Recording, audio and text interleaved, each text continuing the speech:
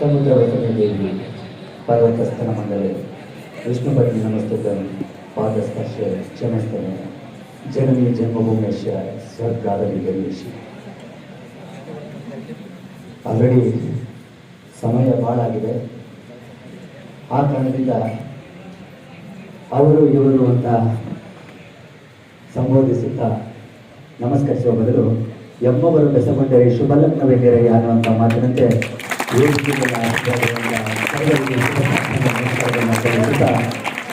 ವೇದಿಕೆಯ ಮುಂಭಾಗದಲ್ಲಿರುವ ನನ್ನ ಭವ್ಯ ಭಾರತದ ನಿರ್ಮಾಣಕ್ಕಾಗಿ ಹಾತೊರೆಯುತ್ತಿರುವ ಎಲ್ಲ ಯುವ ಪಡೆಗೆ ನಾನು ಅಭಿನಂದನೆಗಳನ್ನು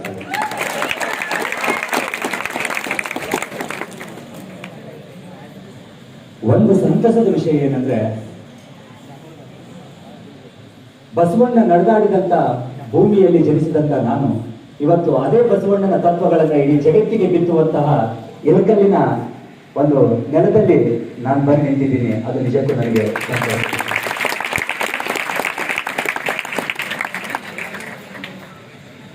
ಸಾಕಷ್ಟು ಕಾರ್ಯಕ್ರಮಗಳಲ್ಲಿ ಭಾಗವಹಿಸ್ತೀನಿ, ಬಹಳಷ್ಟು ವಿದ್ಯಾರ್ಥಿಗಳ ಜೊತೆ ನಂಟಿದೆ, ಬಹಳಷ್ಟು ಯುವಕರನ್ನು ಉದ್ದೇಶಿಸಿ ಮಾತಾಡ್ತೀನಿ. ಆದರೆ ಇಲ್ಲಿ ಬಂದ ತಕ್ಷಣ ಹೊಸ ಯುವಕನ ಪರಿಚಯ ಆಯಿತು ನನಗೆ. ಅದು 70ರ ಯುವಕ.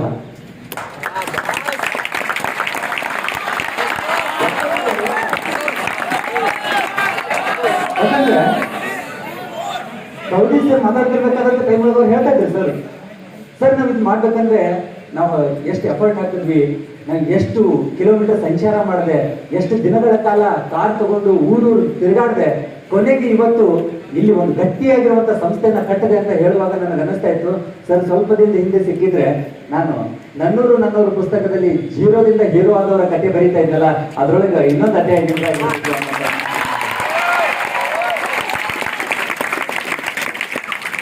ನಿಜ. ಈ ದೇಶ ಪವಿತ್ರವಾದಂತ ಭೂಮಿ ಅಂತ ಕರೆಸ್ಕೊಳ್ಳುತ್ತೆ. ಯಾಕಂದ್ರೆ ಭಾರತ ದೇಶಕ್ಕೆ 4 ಹೆಸರಿದೆ. ಇಡೀ ಜಗತ್ತಿನಲ್ಲಿ 4 ಹೆಸರಿರುವಂತ ದೇಶ ಬಹುಶಃ ಯಾವುದೂ ಇಲ್ಲ.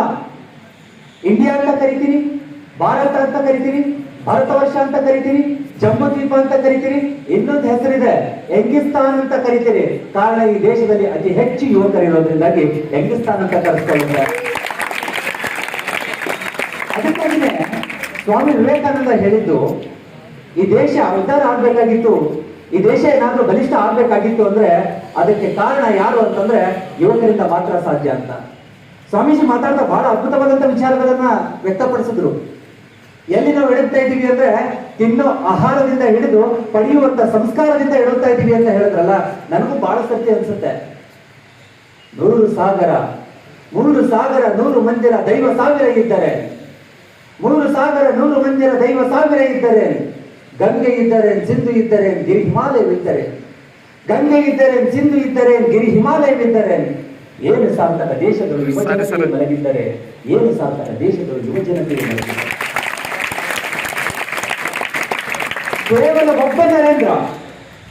ಕೇವಲ ಒಬ್ಬ ನರೇಂದ್ರ ಅಮೆರಿಕಾದಂತ ದೇಶದಲ್ಲಿ ನಿಂತ್ಕೊಂಡು 2 ಪದಗಳನ್ನು ಬಳಕೆ ಮಾಡ್ತಾನೆ. 2 ಪದಗಳನ್ನು ಬಳಕೆ ಮಾಡಿದ್ದಕ್ಕೆ ಇಡೀ ಜಗತ್ತೇ ಭಾರತಕ್ಕೆ ನತಮಸ್ತಕವಾಗುತ್ತೆ, ಭಾರತಕ್ಕೆ ನತಮಸ್ತಕ ಆಗುತ್ತೆ. ಇವತ್ತು ಒಬ್ಬ ನರೇಂದ್ರ ಬಾಹ್ಯ ದಯನ ಅಂದ ತಕ್ಷಣ ಇಡೀ ಭಾರತವೇ ಏನಪ್ಪ ಅಂತಂದ್ರೆ ಅವರ ಮಾತಿಗೆ ಬರಲಾಗುತ್ತೆ. ಆ ನರೇಂದ್ರ ಅನ್ನುವಂತ ಹೆಸರಲ್ಲಿ ಎಷ್ಟು ಪವರ್ ಇದೆ ಅಂತಂದ್ರೆ ಆ ನರೇಂದ್ರನ ಸೃಷ್ಟಿಸಿರುವಂತ ಭಾರತ ದೇಶದಲ್ಲಿ ಇನ್ನೆಷ್ಟು ಪವರ್ ಇರಬಾರ್ದು ವಿಚಾರ ಮಾಡಿ. ಅಭಿಜಾತ ಕವಿ ಅಟಲ್ ಬಿಹಾರಿ ವಾಜಪೇಯಿ ಒಂದ್ ಕಡೆ ಬರೀತಾರೆ, ಭಾರತ ದೇಶ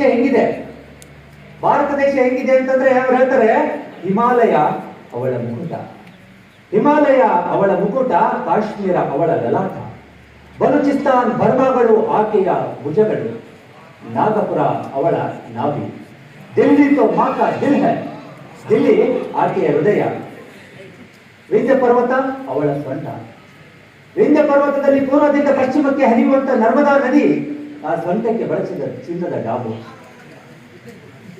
ಕನ್ಯಾಕುಮಾರಿ ಅವಳ ಚರಣ ಯುಗ್ಮಗಳು, ಶ್ರೀಲಂಕಾ ಆ ಚರಣ ಯುಗ್ಮಗಳಿಗೆ ಆ ದೇವರು ಅರ್ಪಿಸಿದ ಕಮಲದ ಹೂವು. ಇಲ್ಲಿ ಸಮುದ್ರ ರಾಜ ಪಾದ ತೊಳಿತಾನೆ, ಇಲ್ಲಿ ಸಮುದ್ರ ರಾಜ ಪಾದ ತೊಳಿತಾನೆ, ಪರ್ವತ ರಾಜ ಗಾಳಿ ಬೀಸ್ತಾನೆ. ये वंदन की भूमि है, अभिनंदन की भूमि है, ये अर्पण की भूमि है, जग में एकमात्र तर्पण की भूमि है.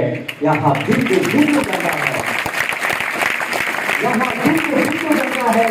शंकर शंकर शंकर है, जिएगा भी यहाँ, मरेगा भी यहाँ, क्योंकि हमारा हिंदुस्तान विश्व में नंबर 1 है, क्योंकि हमारा भारत विश्व में नंबर 1 है. ಯಾಕೆ ಭಾರತ ದೇಶ ವಿಶ್ವಕ್ಕೆ ನಂಬರ್ 1 ಆಯಿತು? ಯಾಕೆ ಭಾರತ ದೇಶ ವಿಶ್ವಕ್ಕೆ ನಂಬರ್ 1 ಆಯಿತು? ನಾನು ಭಾರತದ ಬಗ್ಗೆ ಮಾತಾಡ್ತೇನೆ, ಬಹಳಷ್ಟು ಕಡೆ ನಾನು ಉಪನ್ಯಾಸ ಕೊಡ್ತಿರ್ಬೇಕಾದ್ರೆ ನಾನು ಭಾರತದ ಕಲ್ಪನೆಯನ್ನು ಮುಗಿಸ್ತೀನಿ. ಮೊದಲು ಕಾರಣ ಏನಾಗಿದೆ ಅಂದ್ರೆ, ಭಾರತವನ್ನ ತಿಳಿದೇ ಇರುವಂತ ವಿದ್ಯಾರ್ಥಿಗಳೇ ಬಹಳ ಇದ್ದಾರೆ. ಸ್ವಾರ್ಥಕ್ಕಾಗಿ ಬದುಕುವವರ ಮಧ್ಯದೊಳಗೆ ಸಮಾಜಕ್ಕಾಗಿ ಬದುಕಿ ಸತ್ತಂತವರು ಬಹಳಷ್ಟು ಜನ ಇದ್ದಾರೆ. ಅವರ ನೆನಪುಳಿಬೇಕಾಗಿತ್ತು ಅಂದ್ರೆ ಸಂಪೂರ್ಣ ಭಾರತದ ಚಿತ್ರಣ ನಮ್ಮ ಕಣ್ಣು ಮುಂದಿದ್ದಾಗ ಮಾತ್ರ ನನ್ನ ಭಾರತ ಎಷ್ಟು ಪವಿತ್ರ ಅಂತ ನಮಗೆ ಗೊತ್ತಾಗುತ್ತೆ. ಹೆಂಗಿದೆ, ಒಂದು ಸತಿ ನಾನು ಅಡಿ ಇಟ್ಟರೆ ಇಡೀ ಭಾರತವೇ ಅಡಿ ಇಟ್ಟಂತೆ. ಕಾರಣ ಆ ಭಾರತದೊಳಗೆ ನಾನೊಬ್ಬ, ಇಡೀ ಭಾರತವೇ ನಾನು ಅನ್ನುವಂಥದ್ದು ನಿಮ್ಮಲ್ಲಿ ಮೂಡಿದಾಗ ಮಾತ್ರ ಈ ಭಾರತ ದೇಶ ಜಗತ್ತಿನಲ್ಲಿ ನಂಬರ್ 1 ಸ್ಥಾನವನ್ನ, ವಿಶ್ವಗುರು ಭಾರತವನ್ನ ಕಾಣಲಿಕ್ಕೆ ಸಾಧ್ಯ ಆಗುತ್ತೆ. ಆ ಕಾರಣಕ್ಕೆ ನಾನು ಯುವಕರ ಎದುರಿಗೆ ಮಾತಾಡ್ತಿರ್ಬೇಕಾದ್ರೆ ಭಾರತ ದೇಶದ ಬಗ್ಗೆನೇ ಮಾತಾಡೋದು ಜಾಸ್ತಿ. ಇಷ್ಟ ತನಕ ಪ್ರಮಾಣ ವಚನ ಬೋಧನೆ ಮಾಡೋದು ಜವಾಬ್ದಾರಿ ನಿಮಗೆ ಕೊಟ್ಟರು.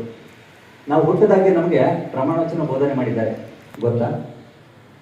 ಹುಟ್ಟಿದ ದಿನ ಅಲ್ಲ, ಹುಟ್ಟೋದಕ್ಕಿಂತ ಮೊದಲೇ ಆ ತಾಯಿ ಗರ್ಭದಲ್ಲಿ ಇರಬೇಕಾದ್ರೆ ನಮ್ಮ ಪ್ರಮಾಣ ವಚನ ಬೋಧನೆ ಮಾಡ್ತಾಳೆ. ಕಾರಣ ಏನಪ್ಪಾ ಅಂದ್ರೆ, ನನ್ನ ಮಗ ಈ ದೇಶವನ್ನ ಆಳ್ಬೇಕು, ನನ್ನ ಮಗಳು ಈ ದೇಶವನ್ನ ಆಳ್ಬೇಕು, ಈ ದೇಶವನ್ನ ಕಟ್ಟಬೇಕು. ಹುಟ್ಟಿದ ತಕ್ಷಣ ಲಾಲಿ ಹಾಡ್ತಿರ್ಬೇಕಾದಂತ ಟೈಮ್ ಒಳಗ ಈಗಿನ ತಾಯಂದ್ರಿಗೆ ಲಾಲಿ ಹಾಡು ಬರೋದು ಬಹಳ ಕಮ್ಮಿ. ತಿಳಿಬೇಡಿ, ಯಾಕಂತಂದ್ರೆ ನಾನು ಮಾಧ್ಯಮ ಲೋಕದಲ್ಲಿದ್ದವನು, ಚಲನಚಿತ್ರಗಳಲ್ಲಿ ಕಾರ್ಯನಿರ್ವಹಿಸಿದವನು, ಟಿವಿ ರಿಯಾಲಿಟಿ ಶೋಗಳಲ್ಲಿ ಕಾರ್ಯನಿರ್ವಹಿಸಿದವನು, ಧಾರಾವಾಹಿಗಳಲ್ಲಿ ಕಾರ್ಯನಿರ್ವಹಿಸಿದವನು. ನನಗೆ ಗೊತ್ತಿದೆ ಅವ್ರ ಹೆಣೆಬರ ಏನಂತ. ಸರ್, ಹಂಗೆ ಗೊತ್ತಿದ ನಂತರ ಯಾಕೆ ಮಾಡಿದ್ರಿ ಅಂತ ನೀವು ಕೇಳ್ಬೋದು. ಯಾಕಂದ್ರೆ ಎಲ್ಲಿವರೆಗೂ ಬಲಿ ಆಗೋ ಕುರಿಗಳಿರುತ್ತೆ ಅಲ್ಲಿ ತನಕ ಬಲಿ ತಗೊಳ್ಳೋ ದೇವರುಗಳಿದ್ದೇ ಇರ್ತಾವೆ, ನೆನಪಿಟ್ಟು. ಎಲ್ಲಿವರೆಗೂ ನೀವು ಧಾರಾವಾಹಿಗಳನ್ನು ನೋಡ್ತಿರ್ತೀರಿ ಅಲ್ಲಿವರೆಗೂ ನಮ್ಮಂತವ್ರು ಧಾರಾವಾಹಿಗಳನ್ನ ಊಟ ಹಾಕ್ತಿರ್ತೀವಿ. ಮತ್ತೆ ಧಾರಾವಾಹಿಗಳ ತಕ್ಷಣ ಏನಿದೆ ಧಾರಾವಾಹಿಯಲ್ಲಿ? ಸರ್, 2 ಟಾಪಿಕ್ ಅದರಲ್ಲಿ ಬರೋದೇನಪ್ಪಾ ಅಂದ್ರೆ 2 ಟಾಪಿಕ್. ಒಂದು ನಗಸ್ಬೇಕು, ಇಲ್ಲ ಅಳಿಸ್ಬೇಕು. ನಗಸೋದು ಬಹಳ ಕಮ್ಮಿ, ಅಳಿಸೋದು ಬಹಳ ಜಾಸ್ತಿ. ಅಳಿಸ್ಬೇಕು ಅಂದ್ರೆ ಬೇರೆ ಏನೂ ಬೇಕಾಗಿಲ್ಲ, 2 ಹೆಣ್ಮಕ್ಳಿದ್ರೆ ಸಾಕು, ಇಡೀ ಧಾರಾವಾಹಿ. ಯಾವ ಧಾರಾವಾಹಿ ತಗೋತೀರಿ ತಗೊಳ್ಳಿ, ಪ್ರತಿಯೊಂದು ಧಾರಾವಾಹಿಯಲ್ಲಿ ಅತ್ತೆ ಸೊಸೆ, ಇಲ್ಲ ಒಬ್ಬ ಹೀರೋ 2 ಹೀರೋಯಿನ್, ಪ್ರತಿಯೊಂದು ತಗೊಳ್ರಿ ನೀವು. ಎಷ್ಟು ಮಟ್ಟಿಗೆ ಇದೆ ಅಂತಂದ್ರೆ ಧಾರಾವಾಹಿಗಳ ಪ್ರಭಾವ ಎಲ್ಲಿಗೆ ಬಂದಿದೆ ಅನ್ನೋದೊಂದು ಸಣ್ಣ ನಿದರ್ಶನ ಹೇಳ್ತೀನಿ. ಅತ್ತೆ ಸೊಸೆ 2 ಕೂಡ ಧಾರಾವಾಹಿ ನೋಡ್ತಾ ಇದ್ರು, ಫುಲ್ ಸೀರಿಯಸ್ ಆಗಿ. ಅದನ್ನು ಧಾರಾವಾಹಿ ಅಂತ ಗೊತ್ತಲ್ಲ ನಿಮ್ಗೆ, ಸಿಕ್ಕಾಪಟ್ಟೆ ಮ್ಯೂಸಿಕ್ ಕೊಟ್ಟು ಎದೆ ಉಳಿಸಿ ನಾಳೆ ಏನಾಗ್ತೈತೆ ತೋರಿಸುವಂತ ಧಾರಾವಾಹಿಗಳು.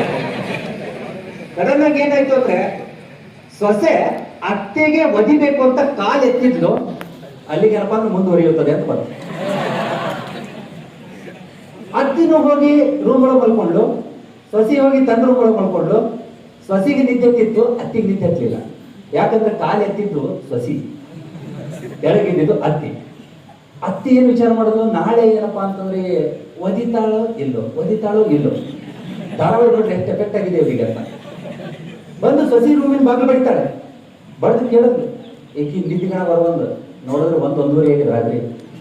ಎಷ್ಟೊತ್ತಿಗೆ ಯಾರು ಬಾಗಿಲ ಬಡಿಲಿಕ್ಕೆ ಎತ್ತಿ ಏನು ಬಂದದ್ದು ನಿನಗಂತ. ಯಾಕಂದ್ರೆ ಸ್ವಲ್ಪ ಅತ್ತೆ ಸೊಸೆಯರ ಮಧ್ಯದೊಳಗಿಂತ ಸ್ಟೈಲ್ಗಳು ಬಹಳ ಚೆನ್ನಾಗಿರುತ್ತೆ, ಕೇಳ್ಬೇಕಷ್ಟೇ. ಏನ್ ಬಂದದ ಅಂತ ನಿನಗಂತೆ ಕೇಳ, ಏನಿಲ್ಲ, ನನಗೊಂದು ಡೌಟ್ ಬಂದದ. 1:30ಗೆ ನಿನಗೆ ಡೌಟ್ ಬರ್ತಾ, ಏನ್ ಡೌಟ್ ಬಂದದ? ಏನಿಲ್ಲ, ಆಕಿ ಸೊಸಿ ಕಾಲಿಂಗ್ ಎತ್ತಿರ್ಲಲ್ಲ, ನಾಳೆ ಆಕಿ ಒದಿತಾಳೋ ಇಲ್ಲೋ. ಅದಕ್ಕೆ ಸೊಸಿ ಹೇಳಿದ್ಲು, ಅಕ್ಕಿ ಒದಿತಾಳೋ ಇಲ್ಲ ಗೊತ್ತಿಲ್ಲ, ನಾ ಏನು ಹೇಳಿಲ್ಲ, ನೀವೇ ತಿಳ್ಕೊಳಕತ್ತೀನಿ. ಇದು ಧಾರಾವಾಹಿ ಅಂದ್ರೆ ಅರ್ಥ ಆಗಿರ್ಬೇಕು ನಿಮಗೆ. ನಾನು ಏನು ಹೇಳಿಲ್ಲ, ಮುಂದೆ ಏನು ಸ್ಕ್ರಿಪ್ಟ್ ಇರ್ಬೋದು ಅಂತ ನೀವು ತಿಳ್ಕೊತಾ ಇದ್ದೀರಿ. ಅಂದ್ರೆ ಅಕ್ಕಿ ಒದಿತಾಳೋ ಇಲ್ಲ ಗೊತ್ತಿಲ್ಲ, ಒಳಗೊಂಡಿಲ್ಲ ನಾವು ಇದೆಲ್ಲ ನಮ್ಮ ಸಂಸ್ಕಾರ. ನಮ್ಮ ಸಂಸ್ಕಾರ ಹೆಂಗಿರ್ಬೇಕು, ನಮ್ಮ ಸಂಸ್ಕಾರ ಹೆಂಗಿತ್ತು ಅಂತಂದ್ರೆ, ಅತ್ತೆ ಸೊಸೆನ ಯಾವತ್ತು ಸೊಸೆ ಅಂತ ತಿಳ್ಕೊತಿದ್ದಿಲ್ಲ, ಮಗಳಂತ ತಿಳ್ಕೊಬೇಕಾದಂತ ಸಂಸ್ಕಾರ ಇತ್ತು. ಪ್ರತಿಯೊಬ್ಬ ಸೊಸೆನೂ ಕೂಡ ಅತ್ತೆನ ಅತ್ತೆ ಅಂತ ತಿಳ್ಕೊತಿಲ್ಲ, ತಾಯಿ ಅಂತ ತಿಳ್ಕೊಳ್ಳುವಂತ ಸಂಸ್ಕಾರ ಇತ್ತು. ಅದಕ್ಕೆ ಒಬ್ಬ ಜಾನಪದ ಕವಿ ಬರೀತಾನೆ, ಸಾರು ಮಾಡಕಲ್ಲ ಬೇಕ ಹುಗ್ಗಿ ಮಾಡಕ ಬೆಲ್ಲ ಬೇಕ, ಸಾರು ಮಾಡಕಲ್ಲ ಬೇಕ ಹುಗ್ಗಿ ಮಾಡಕ ಬೆಲ್ಲ ಬೇಕ, ನಮಾಜ್ ಮಾಡಕ ಮುಲ್ಲ ಬೇಕ ಮಸೂತಿಯೊಳಗ, ನಮಾಜ್ ಮಾಡಕ ಮುಲ್ಲ ಬೇಕ ಮಸೂತಿಯೊಳಗ, ಮನಿ ಮುಂದ ನಾಯಿ ಬೇಕ ದೇವರಿಗೊಂದು ಕಾಯಿ ಬೇಕ, ಮನಿ ಮುಂದ ನಾಯಿ ಬೇಕ ದೇವರಿಗೊಂದು ಕಾಯಿ ಬೇಕ, ಮನ್ಯಾಗ ಒಬ್ಳು ತಾಯಿ ಬೇಕ ಒಳ್ಳೇದು ಹೇಳಕ.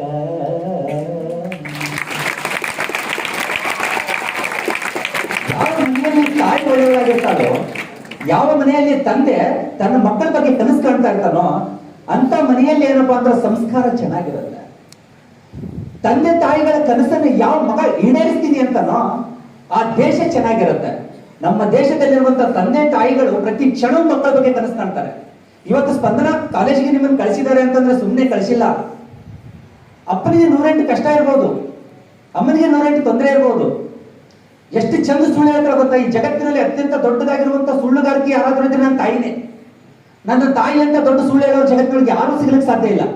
ಅದೇ ತರ ಈ ಜಗತ್ತಿನ ಪರಮ ಶ್ರೇಷ್ಠವಾದ ಸತ್ಯ ಯಾವ್ದಾದ್ರು ಇದ್ರೆ ಅದು ನನ್ನ ತಾಯಿನೇ. ಅದನ್ನು ಹೊರತುಪಟ್ಟರೆ ಬೇರೆ ಯಾವುದು ಇರಲಿಕ್ಕೂ ಸಾಧ್ಯ ಇಲ್ಲ. ಮನೆಯಲ್ಲಿ ತಾಯಿಗೆ ಉಣ್ಣಕ್ಕೆ ಅನ್ನ ಉಳಿಲಿಲ್ಲ, ಲಾಸ್ಟಿಗೆ ಮಗನಿಗೆ ಅಥವಾ ಮಗಳಿಗೆ ಎಲ್ಲವನ್ನೂ ಕೊಡ್ತಾಳೆ. ತಿಂತಾ ಇರುವಂತ ಮಗ ಅಥವಾ ಮಗಳು ಕೇಳ್ತಾಳೆ, ನಿನಗಮ್ಮ ಅಂತ ಕೇಳಿದ್ರೆ ಆಕೆ ಏನಾದ್ರ ಅಂದ್ರೆ ಪಾತ್ರೆ ತೋರಿಸಿ ಅದರ ಗದ ಇನ್ನ ನನಗೆ ಹಸು ಇಲ್ಲ ಆಮೇಲೆ ತಿಂತೀನಿ, ನನಗೆ ಹಸು ಇಲ್ಲ ಆಮೇಲೆ ತಿಂತೀನಿ ಅಂತ. ನೋಡಿದ್ರೆ ಆ ಪಾತ್ರೆಯಲ್ಲಿ ಒಂದ್ ಅಗಳ ಅನ್ನ ಇಲ್ಲ, ಎಲ್ಲವನ್ನೂ ಮಕ್ಕಳಿಗೆ ಹಾಕಿಬಿಟ್ಟು ತಾಯಿ ನೀರು ಕುಡಿದು ಮಲಗ್ತಾಳಲ್ಲ, ನನಗೆ ಅದರಲ್ಲಿ ಐತಿ ನಾನು ಆಮೇಲೆ ತಿಂತೀನಿ ಹಸುವಿಲ್ಲ ಅಂತ ಹೇಳ್ತಾಳಲ್ಲ. ಅದಕ್ಕೆ ಹೇಳಿದ್ದು ಜಗತ್ತಿನಲ್ಲಿ ದೊಡ್ಡದಾಗಿ ಸುಳ್ಳು ಹೇಳೋರು ಯಾರಾದ್ರೂ ನನ್ನ ತಾಯಿನೇ ಅಂತ. ಯಾವ್ದಕ್ಕಾಗಿ ಸುಳ್ಳು ಹೇಳ್ತಾಳಪ್ಪ ಅಂತಾರೆ, ಪ್ರತಿ ಕ್ಷಣ ನನ್ನ ಮಕ್ಕಳು ಚೆನ್ನಾಗಿರ್ಲಿ ಅನ್ನೋ ಕಾರಣಕ್ಕಾಗಿ ಸುಳ್ಳು ಹೇಳ್ತಾಳೆ. ಪ್ರತಿ ಕ್ಷಣ ನನ್ನ ಮಕ್ಕಳು ನಾವು ಸುಳ್ಳು ಹೇಳ್ತೀವಿ ನಮ್ಮ ತಂದೆ ತಾಯಿಗೆ, ನಾವು ಸುಳ್ಳು ಹೇಳ್ತೀವಿ. ಯಾವುದಕ್ಕಾಗಿ? ಸ್ವಾರ್ಥಕ್ಕಾಗಿ ಸುಳ್ಳು ಹೇಳ್ತೀವಿ, ಸ್ವಾರ್ಥಕ್ಕಾಗಿ ಸುಳ್ಳು ಹೇಳ್ತೀವಿ. ಹಠ ಮಾಡಬೇಡಿ ಅಂತ ಹೇಳಿದ್ರು, ಹಠ ಮಾಡಬೇಡಿ. ಸ್ವಾಮೀಜಿ ಅವ್ರು ಹೇಳ್ತಿರ್ಬೇಕಾದಂತ ಟೈಮಲ್ಲಿ ಅಂತ ಬಟ್ಟೆ ಬೇಕು ಇಂಥ ಬಟ್ಟೆ ಬೇಕು ಅಂತ ಕೇಳಕ್ ಹೋಗ್ಬೇಡಿ, ತಂದೆ ತಾಯಿಗಳ ಕಷ್ಟನ ಅರ್ಥ ಮಾಡ್ಕೊಳ್ಳಿ ಅಂತ. ಇವತ್ತು ನಮ್ಮ ಮೈ ಮೇಲೆ ಏನಪ್ಪಾ ಅಂದ್ರೆ ಒಳ್ಳೊಳ್ಳೆ ಬಟ್ಟೆ ಇದೆ. ಬಹುಶಃ ನೀವು ಒಂದ್ ವೇಳೆ ಯಾರಾದ್ರೂ ರೈತರ ಮಕ್ಕಳಿದ್ರೆ ಹೊಲದೊಳಗೆ ದುಡಿತಾರೆ ಅಂತ ನಿಮ್ಮ ತಂದೆ ಮೈ ಮೇಲೆ ಇರುವಂತ ಶರ್ಟ್ ಅನ್ನ ತೆಗೆದು ನೋಡ್ರಿ, ಒಳಗಿರುವಂತ ಬನಿಯನ್ನು 30 ಕಡೆ ಹರಿದಿರುತ್ತೆ, ಅಂತ ಬನಿಯನ್ನೇ ಹಾಕೊಂಡಿರ್ತಾನೆ. ಆದ್ರೆ ಇವತ್ತು ನಮ್ಮ ಮೈ ಮೇಲೆ ಏನಪ್ಪಾ ಅಂದ್ರೆ ಬಟ್ಟೆ ಹಾಕಿ ಕಳಿಸ್ತಾರೆ ನಮ್ಮ ತಂದೆ ತಾಯಿ. ನಮ್ಮಮ್ಮ ಹೆಂಗ್ ಬದುಕುದ್ಲು, ನಮ್ಮಮ್ಮ ಹೆಂಗ್ ಬದುಕುದ್ಲು ಅಂತ ನೀವು ವಿಚಾರ ಮಾಡಿ ನೋಡಿ. ಹುಟ್ಟಿರೋ ಸೀರೆ ಹರಿತು ಅಂತಂದ್ರೆ ಅದಕ್ಕೆ ಏನ್ ಮಾಡ್ತಾರೆ ಅಂತಂದ್ರೆ ದಿಂಡ್ ಹಾಕ್ತಾರೆ. ಹಳ್ಳಿಲಿದೆ ದಿಂಡ್ ಹಾಕೋದು ಅಂತ ಕರೀತಾರೆ. ಅಂದ್ರೆ ಅದನ್ನೇ ವಾಪಸ್ ಏನ್ ಮಾಡ್ತಾರೆ ಅಂದ್ರೆ ಹೊಲಿಗೆ ಹಾಕ್ತಾರೆ. ಅದಾದ ನಂತರ ಕಟ್ಟಾಯ್ತು ಅಂತಂದ್ರೆ ಅದನ್ನ ಏನ್ ಮಾಡ್ತಾಳೆ, ಕೌದಿ ಹೊಲಿತಾಳೆ. ಕೌದಿನೂ ಕೂಡ ಹಳೇದಾಯ್ತು ಅಂತಂದ್ರೆ ಅದನ್ನ ಸುಟ್ಟು ಮರಕ್ಕೆ ಎಣ್ಣೆ ಮಾಡ್ತಾಳೆ. ಯಾಕಪ್ಪ ಅಂದ್ರೆ ಪ್ರತಿ ಕ್ಷಣ ನನ್ನ ಮಕ್ಕಳಿಗಾಗಿ ನಾನು ಎತ್ತಿಡ್ತೀನಿ ಹೊರತು ನನಗಾಗಿ ಏನು ಬೇಡ ಅಂತಾರಲ್ಲ, ಆ ತಾಯಿಗೆ ನಾವು ಏನ್ ಕೊಡ್ತಾ ಇದ್ದೀವಿ? ನಮ್ಮ ತಾಯಿಗಾಗಿ ನಾವೇನ್ ಕೊಡ್ತಾ ಇದ್ದೀವಿ ವಿಚಾರ ಮಾಡಿ. ನನ್ನ ಹೆತ್ತ ತಾಯಿಗೆ ನಾನೇನ್ ಕೊಡ್ತಾ ಇದ್ದೀನಿ, ನನ್ನ ಭತ್ತ ಭಾರತ ಮಾತೆಗೆ ನಾನೇನ್ ಕೊಡ್ತಾ ಇದ್ದೀನಿ? ಒಂದ್ಸತಿ ವಿಚಾರ ಮಾಡಿದ್ರೆ ಇಡೀ ಭಾರತ ನನ್ನ ಕಣ್ಣೆದ್ರಿಗೆ ಬರುತ್ತೆ. ಯಾಕಪ್ಪ ಅಂತಂದ್ರೆ ಒಂದ್ ಕಡೆ ಮ್ಯಾಜಿನಿ ಹೇಳ್ತಾನೆ, ಎಲ್ಲಿವರೆಗೂ ಹಸಿದ ಮುಖಗಳು ನನ್ನ ಕಣ್ಣೆದ್ರಿಗೆ ಬರುತ್ತೆ ಅಲ್ಲಿವರೆಗೂ ನನ್ನ ಕಣ್ಣುಗಳಲ್ಲಿ ನೀರು ಸದಾ ಜಿಗುತ್ತಾನೆ ಇರುತ್ತೆ. ಯಾವತ್ತು ಹಸಿದ ಮುಖಗಳ ಬದಲಿ ಏನಪ್ಪಾ ಅಂದ್ರೆ ತೃಪ್ತಿಕರವಾಗಿರುವಂತ ಪ್ರಸೆ ನನ್ನ ಎದುರಿಗೆ ಬರ್ತಾನೋ ಅವತ್ತು ನಾನು ನಿರ್ಭಯದಿಂದ ಮತ್ತು ಆಸೆಗಣ್ಣಿನಿಂದ ಊಟ ಮಾಡ್ತೀನಿ ಅಂತ ಒಬ್ಬ ಮ್ಯಾಜಿನಿಯನ್ ಅಂತ ವ್ಯಕ್ತಿ ಬರೀತಾನಂತಂದ್ರೆ, ಪ್ರತಿ ಕ್ಷಣ ಭಾರತ ದೇಶ ನಮಗೆಲ್ಲ ಇಷ್ಟು ಕೊಡ್ತಾ ಇದೆ, ನಮ್ಮ ತಾಯಿ ನಮಗೆಲ್ಲ ಇಷ್ಟು ಕೊಡ್ತಾ ಇದ್ದಾಳೆ. ನಮ್ಮ ತಾಯಿಗೆ ನಾವೇನ್ ಕೊಡೋದಕ್ಕೆ ಸಾಧ್ಯ? ಏನು ಕೊಡೋದು ಬೇಡ. ನಿಮ್ಮ ತಾಯಿ ನಿಮ್ಮ ಮೇಲೆ ಇಟ್ಟಿರುವಂತ ಒಂದು ಭರವಸೆ ಇದೆಯಲ್ಲ ಅದನ್ನ ಈಡೇರಿಸ್ಬಿಟ್ರಿ. ಜಗತ್ತಿನ ನಿಮ್ಮ ತಾಯಿ ಇಡೀ ಜಗತ್ತಿನ ಗೆದ್ದಂತ ಖುಷಿ ಪಡ್ತಾಳೆ. ಆ ಒಂದು ಭರವಸೆ ಈಡೇರಿಸಿ ಸಾಕು. ಆ ಭರವಸೆ ಈಡೇರಿಸೋದಕ್ಕಾಗಿ ನೀವು ಸ್ಪಂದನ ಕಾಲೇಜಿಗೆ ಬಂದಿದ್ದೀರಲ್ಲ, ಅವ್ರು ನಿಮ್ಗೆ ಸಪೋರ್ಟ್ ಮಾಡ್ತಾ ಇದ್ದಾರೆ. ನೀವು ಕೂಡ ಏನಪ್ಪಾ ಅಂತ ಅವರಿಗೆ ಸಪೋರ್ಟ್ ಮಾಡಿ. ಯಾಕಂದ್ರೆ ನೀವು ತಡ್ತಾ ಇರುವಂತ ಚಪ್ಪಾಳೆ ಒಂದೇ ಕೈಲಿ ಮಾಡಿ ನೋಡೋಣ ಸಾಧ್ಯನೇ ಇಲ್ಲ, 2 ಕೈ ಸೇರಿದ್ರೆ ಚಪ್ಪಾಳೆ ಆಗುತ್ತೆ. ಅವ್ರು ನಿಮ್ಮನ್ನ ಏನಪ್ಪಾ ಅಂತಂದ್ರೆ ಕುದುರೆನ ತೊಟ್ಟಿವರೆಗೂ ಕರ್ಕೊಂಡು ಹೋಗ್ಬೋದು. ನೀರು ಕುಡಿಯೋದು ಬಿಡೋದು ಏನಪ್ಪಾ ಅಂದ್ರೆ ಕುದುರೆ ಕೆಲಸ ಆಗಿರುತ್ತೆ. ಹಂಗೆ ನಿಮ್ಮನ್ನ ಏನಪ್ಪಾ ಅಂದ್ರೆ ತೊಟ್ಟಿ ತನಕ ಕರ್ಕೊಂಡು ಹೋಗೋ ಕೆಲಸ ಅವ್ರು ಮಾಡ್ತಾರೆ. ನೀರು ಕುಡಿಯೋ ಕೆಲಸ ನೀವು ಮಾಡಿದ್ರೆ ನಿಮಗೂ ತೃಪ್ತಿ, ಕರ್ಕೊಂಡು ಹೋದಂತ ವ್ಯಕ್ತಿಗೂ ತೃಪ್ತಿ. ಮುಂದೊಂದು ದಿನ ಇದು ಇಲ್ಕಲ್ ಮಾತ್ರ ಅಲ್ಲ, ಇಡೀ ಕರ್ನಾಟಕದಲ್ಲಿ ಕೂಡ ಏನಪ್ಪಾ ಅಂದ್ರೆ ಹೆಸರು ಮಾಡಬೇಕು ಸ್ಪಂದನ ಸಂಸ್ಥೆ. ಅದು ಕೇವಲ ಇವರಿಂದ ಅಲ್ಲ, ನಿಮ್ಮಿಂದ ಸಾಧ್ಯ ಇದೆ. ಪ್ರತಿಯೊಬ್ಬ ವಿದ್ಯಾರ್ಥಿ ಹಿಂದೆ ಒಬ್ಬ ಗುರು ಇರ್ತಾನೆ. ಆ ಗುರುವಿನ ಜೊತೆಯಲ್ಲಿ ನಿಮಗೊಂದು ಗುರಿ ಇರಬೇಕು. ಒಬ್ಬ ವ್ಯಕ್ತಿ ನಿದರ್ಶನ ಕೊಡ್ತೀನಿ ನನ್ಗೆ. ಶ್ರೀಮಂತರ ಮನೆ ಹುಡುಗ, ಹೇಗೆ ಕೆಲವೊಬ್ರು ಚೇರಾಡ್ತಾ ಇದ್ರಲ್ಲ ಆಗ್ಲೇ, ಅದೇ ತರ ಅವನು ಸ್ವಲ್ಪ ಉಪದೇಪಿ ಮಾಡ್ತಾ ಇದ್ದ. ನಿಮ್ ತಪ್ಪಲ್ಲ, ವಯಸ್ಸಿನಲ್ಲಿದ್ದಾಗ ನಾವೆಲ್ಲ ಹಂಗೆ ಮಾಡ್ತಾ ಇದ್ದಿದ್ದು. ಆದ್ರೆ ಅರಿವು ಯಾವತ್ತು ಬರುತ್ತೆ ಅವತ್ತು ನಮಗೆ ಗೊತ್ತಾಗುತ್ತೆ ನಾವು ಮಾಡುವಂತ ತಪ್ಪುಗಳೇನಂತ. ಆ ವಿದ್ಯಾರ್ಥಿ ದಿನಾನು ಏನಪ್ಪಾ ಅಂದ್ರೆ ಲೆಕ್ಚರರ್ ಪಾಠ ಮಾಡ್ಲಿಕ್ಕೆ ಬಂದ್ರೆ ಸಾಕು ಏನಾದ್ರು ಅನ್ನೋದು, ಚೀರಾಡೋದು, ಬೈಯೋದು.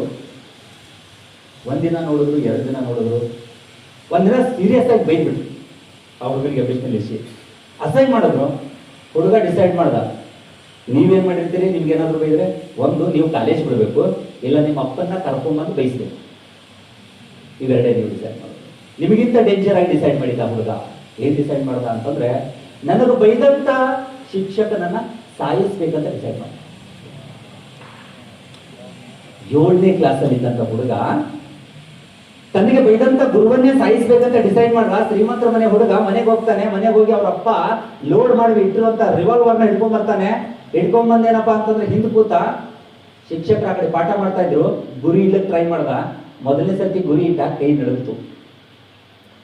ಅದನ್ನ ಶಿಕ್ಷಕರು ನೋಡಿದ್ರು, ಬೈಲಿಲ್ಲ, ಇಡ್ಲಿ ಗುರಿ ಅಂದ್ರು. 2ನೇ ಸರ್ತಿನೂ ಗುರಿ ಇಟ್ಟ ಟ್ರೈ ಮಾಡ್ದ, ಕೈ ನಡಗಕ್ಕೆ ಸ್ಟಾರ್ಟ್ ಆಯ್ತು. ನೋಡಿದ್ರು 3ನೇ ಸರ್ತಿನ ಒಂದ್ ಕಡೆಯಿಂದ ಗುರಿ ಇಡ್ಲಿಕ್ಕೆ ಸಾಧ್ಯ ಆಗಲಿಲ್ಲ. ಅವಾಗ ಶಿಕ್ಷಕರಿಗೆ ಬಂದೇನ್ ಹೇಳಿದ್ರು, ಗುರಿ ಹೆಂಗಿರ್ಬೇಕು ಅಂತಂದ್ರೆ ಯಾವುದೇ ಕಾರಣಕ್ಕೂ ನೀನ್ ಕೈ ನಡಗಬಾರ್ದು. ನೀ ಬಂದೂಕಿನ ಗುರಿ ಇಟ್ಟಿದೆಯಲ್ಲ, ಆ ಗುರಿ ಎಲ್ಲಿರ್ಬೇಕಪ್ಪ ಅಂದ್ರೆ ವ್ಯಕ್ತಿಯ ಎದುರಿಗಿರುವಂತ ಹಣೆಗಿಡಬೇಕು, ಇಲ್ಲ ಎದೆಗಿಡಬೇಕು. ಆ 2 ಪಾರ್ಟ್ ಬಿಟ್ಟು ಬೇರೆ ಎಲ್ಲಾದ್ರೂ ಬಡದ್ರು ಕೂಡ ಏನಪ್ಪಾ ಅಂದ್ರೆ ವ್ಯಕ್ತಿ ಬದುಕ್ತಾನೆ. ಇಲ್ಲಿ 2 ಕಡೆ ಒಂದ್ ಕಡೆ ಬಡದ್ರು ಕೂಡ ಏನಪ್ಪಾ ಅಂದ್ರೆ ಬದುಕೋ ಚಾನ್ಸ್ ಇಲ್ಲ. ಹಂಗ್ ಗುರಿ ಇಡು ಅಂತ ಹೇಳ್ದ. ಹುಡುಗನಿಗೆ ಏನಪ್ಪಾ ಅಂದ್ರೆ ಅಸಹ್ಯ ಅನಿಸ್ಬಿಡ್ತು. ನಾನು ಇವ್ರಿಗೆ ಸಾಯಿ ಹೊಡಿಬೇಕಂತ ಬಂದ್ರೆ ಎಲ್ಲಿ ಹೊಡೆದ್ರೆ ಸೈತನ್ ಮನುಷ್ಯ ಅಂತ ಹೇಳ್ತಾನೆ, ಇವ ಎಷ್ಟು ವಿಚಿತ್ರ ಇದ್ದಾನೆ ಅಂತ. ಅವಾಗ ಗುರು ಹೇಳ್ದ, ಸರಿ ನೀನೇನೋ ನನ್ನ ಮೇಲೆ ಗುರಿ ಇಟ್ಟೆ, ನನ್ನನ್ನು ಸಾಯಿಸ್ತೀಯ, ಸಾಯಿಸಿದ ನಂತರ ಏನ್ ಮಾಡ್ತೀಯ? ಭಾಳ ಅದರ್ವೈಸ್ ರಿಮೋಟ್ ನಮ್ಗೆ ಹಾಕ್ತಾರೆ. ರಿಮೈಂಡ್ ಅಲ್ಲಿ ಕೂಡ್ತೀಯ, ನೀನ್ ತಪ್ಪಿನ ಅರಿವಾಗತ್ತೆ, ಕಣ್ಣೀರ್ ಹಾಕ್ತಿ, ನಾನು ತಪ್ಪು ಮಾಡಿದೆ ಅಂತೀಯ, ನಾನು ಸತ್ತಿರ್ತೀನಿ, ನೀನು ಬದುಕಿದ್ದು ಸತ್ತಿರ್ತೀಯ. ಅದಕ್ಕಿಂತ ಒಂದು ಬೆಟರ್ ಆಪ್ಷನ್, ನನ್ನ ಮೇಲೆ ಇಟ್ಟಿರುವಂತ ಗುರಿನ ಸ್ವಲ್ಪ ಬೇರೆ ಕಡೆ ಇಟ್ಟೆ ಅಂತಂದ್ರೆ ಬಹುಶಃ ಜಗತ್ತಿನಲ್ಲಿ ನೀನ್ ಏನಾದ್ರೂ ಸಾಧನೆ ಮಾಡ್ಬೋದಲ್ಲ ಅಂತ ಹೇಳಿದಾಗ ಅವನು ಗುರುವಿನ ಮಾತನ್ನ ಕೇಳಿ ಗುರುವಿನ ಮೇಲೆ ಇಟ್ಟಂತ ಗುರಿನ ಸೈಡಿಗೆ ಇಟ್ಟ. ಮುಂದೊಂದು ದಿನ ಇಡೀ ಭಾರತ ದೇಶಕ್ಕೆ ಒಲಿಂಪಿಕ್ಸ್ ನಲ್ಲಿ ಬೆಳ್ಳಿ ಪದಕವನ್ನು ತಗೊಂಡು ಬಂದ ಅವನೇ ಗಗನ್ ನಾರಂಗ್. ಇವತ್ತಿನ ದಿನ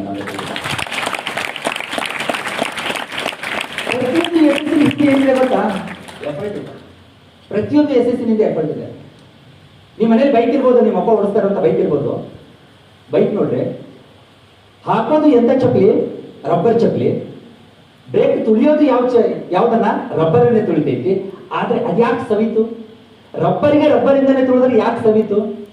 ಸುಮ್ಮನೆ ಸವಿದಿದ್ದಲ್ಲ, ನಿರಂತರವಾಗಿ ನಿಮ್ಮ ತಂದೆ ಹಾಕಿರುವಂತ ಎಫರ್ಟ್, ಅದು ನಿಲ್ಸೋದಕ್ಕೆ ಹಾಕಿದ ಎಫರ್ಟ್ ಆ ರಬ್ಬರನ್ನೇ ಸವಿಸುತ್ತೆ. ಹಂಗೆ ಏನಪ್ಪಾ ಅಂದ್ರೆ ನೀವು ಹಾಕುವಂತ ಎಫರ್ಟ್ ನಿಮ್ಮನ್ನೇನಪ್ಪಾ ಅಂದ್ರೆ ಸಾಧಕರನ್ನಾಗಿ ಮಾಡುತ್ತೆ. ಇದೊಂದೇ ಮಾಡಬೇಕಾಗಿರುವಂತ. ಹೆಂಗ್ ಸಾಧನೆ ಮಾಡ್ಬೇಕು ಸರ್? ಏನ್ ಸಾಧನೆ ಮಾಡ್ಬೇಕು? ಕೆಲವೊಬ್ಬರ ದೃಷ್ಟಿಯಲ್ಲಿ MBBS ಸೀಟ್ ತಗೊಂಡ್ರಿ ಅಂದ್ರೆ ಸಾಧನೆ, ಕೆಲವೊಬ್ಬರ ದೃಷ್ಟಿಯಲ್ಲಿ ಇಂಜಿನಿಯರಿಂಗ್ ಪದವಿ ಪಡ್ಕೊಂಡ್ವಿ ಅಂತಂದ್ರೆ ಸಾಧನೆ, ಕೆಲವೊಬ್ಬರ ದೃಷ್ಟಿಯಲ್ಲಿ ಗೌರ್ಮೆಂಟ್ ಜಾಬ್ ಮಾಡಿದ್ವಿ ಅಂತಂದ್ರೆ ಸಾಧನೆ, ಮತ್ತೆ ಕೆಲವೊಬ್ಬರ ದೃಷ್ಟಿಯಲ್ಲಿ ಇನ್ನೇನೇನೋ ಸಾಧನೆ. ಆದ್ರೆ ಇನ್ಫೋಸಿಸ್ ಅನ್ನುವಂತ ಒಂದು ಕಂಪನಿ ನಿಮ್ಗೆ ಗೊತ್ತಿದೆ ಹೌದಾ? ಇನ್ಫೋಸಿಸ್ ಅನ್ನುವಂತ ಕಂಪ್ನಿಲಿ ಎಷ್ಟು ಜನ ಕೆಲಸ ಮಾಡ್ತಿದ್ದಾರೆ ಗೊತ್ತಾ? ಇನ್ಫೋಸಿಸ್ ಅನ್ನುವಂತ ಒಂದು ಕಂಪ್ನಿಲಿ ಎಷ್ಟು ಜನ ಕೆಲಸ ಮಾಡ್ತಿದ್ದಾರೆ ಗೊತ್ತಾ? ಸಾವಿರಾರು ಜನ, ಲಕ್ಷಾಂತರ ಜನ. ಹೌದು, ಲಕ್ಷಾಂತರ ಜನ ಕೆಲಸ ಮಾಡ್ತಿದ್ದಾರೆ. ಎಲ್ಲರದ್ದು ಹೆಸರು ಹೇಳ್ರಿ ನೋಡೋಣ. ಅವರೆಲ್ಲ MBA ಪಡ್ಕೊಂಡಿದ್ದಾರೆ, MTech ಮಾಡಿದ್ದಾರೆ. ಎಲ್ಲರದ್ದು ಹೆಸರು ಹೇಳ್ರಿ ನೋಡೋಣ. ಗೊತ್ತಿದೆಯಾ? ಇನ್ಫೋಸಿಸ್ ಕಂಪ್ನಿ ಯಾರು ಸ್ಟಾರ್ಟ್ ಮಾಡಿದ್ರು? ಅವ್ರ ಹೆಸರು ಯಾಕೆ ನೆನ್ಕೊಳ್ಳಿತು? ಅದು ಸಾಧನೆ, ಅದು ಸಾಧನೆ. ಸಾಧನೆ ಮಾಡ್ರಿ, ನಾರಾಯಣ ಮೂರ್ತಿ ತರ ಸಾಧನೆ ಮಾಡ್ರಿ. ಕೇವಲ ನೀವೊಬ್ಬ ಎಂಪ್ಲಾಯ್ ಆಗಿ ದುಡಿಯೋದು ಬೇಡ, ಸಾವಿರಾರು ಜನ ಎಂಪ್ಲಾಯ್ಗಳಿಗೆ ಏನಪ್ಪಾ ಅಂದ್ರೆ ಅವಕಾಶ ಮಾಡಿಕೊಡುವಂತ ಒಂದು ಸಂಸ್ಥೆ ಉಂಟಾಕ್ರಿ. ಇಲ್ಲಿ ಸ್ಪಂದನ ಇದೆಯಲ್ಲ ಸರ್, ಅದೇ ಸ್ಪಂದನ ಸಂಸ್ಥೆ ಮಾಡಿರುವಂತ ಕೆಲಸನೇ ಅದೇ.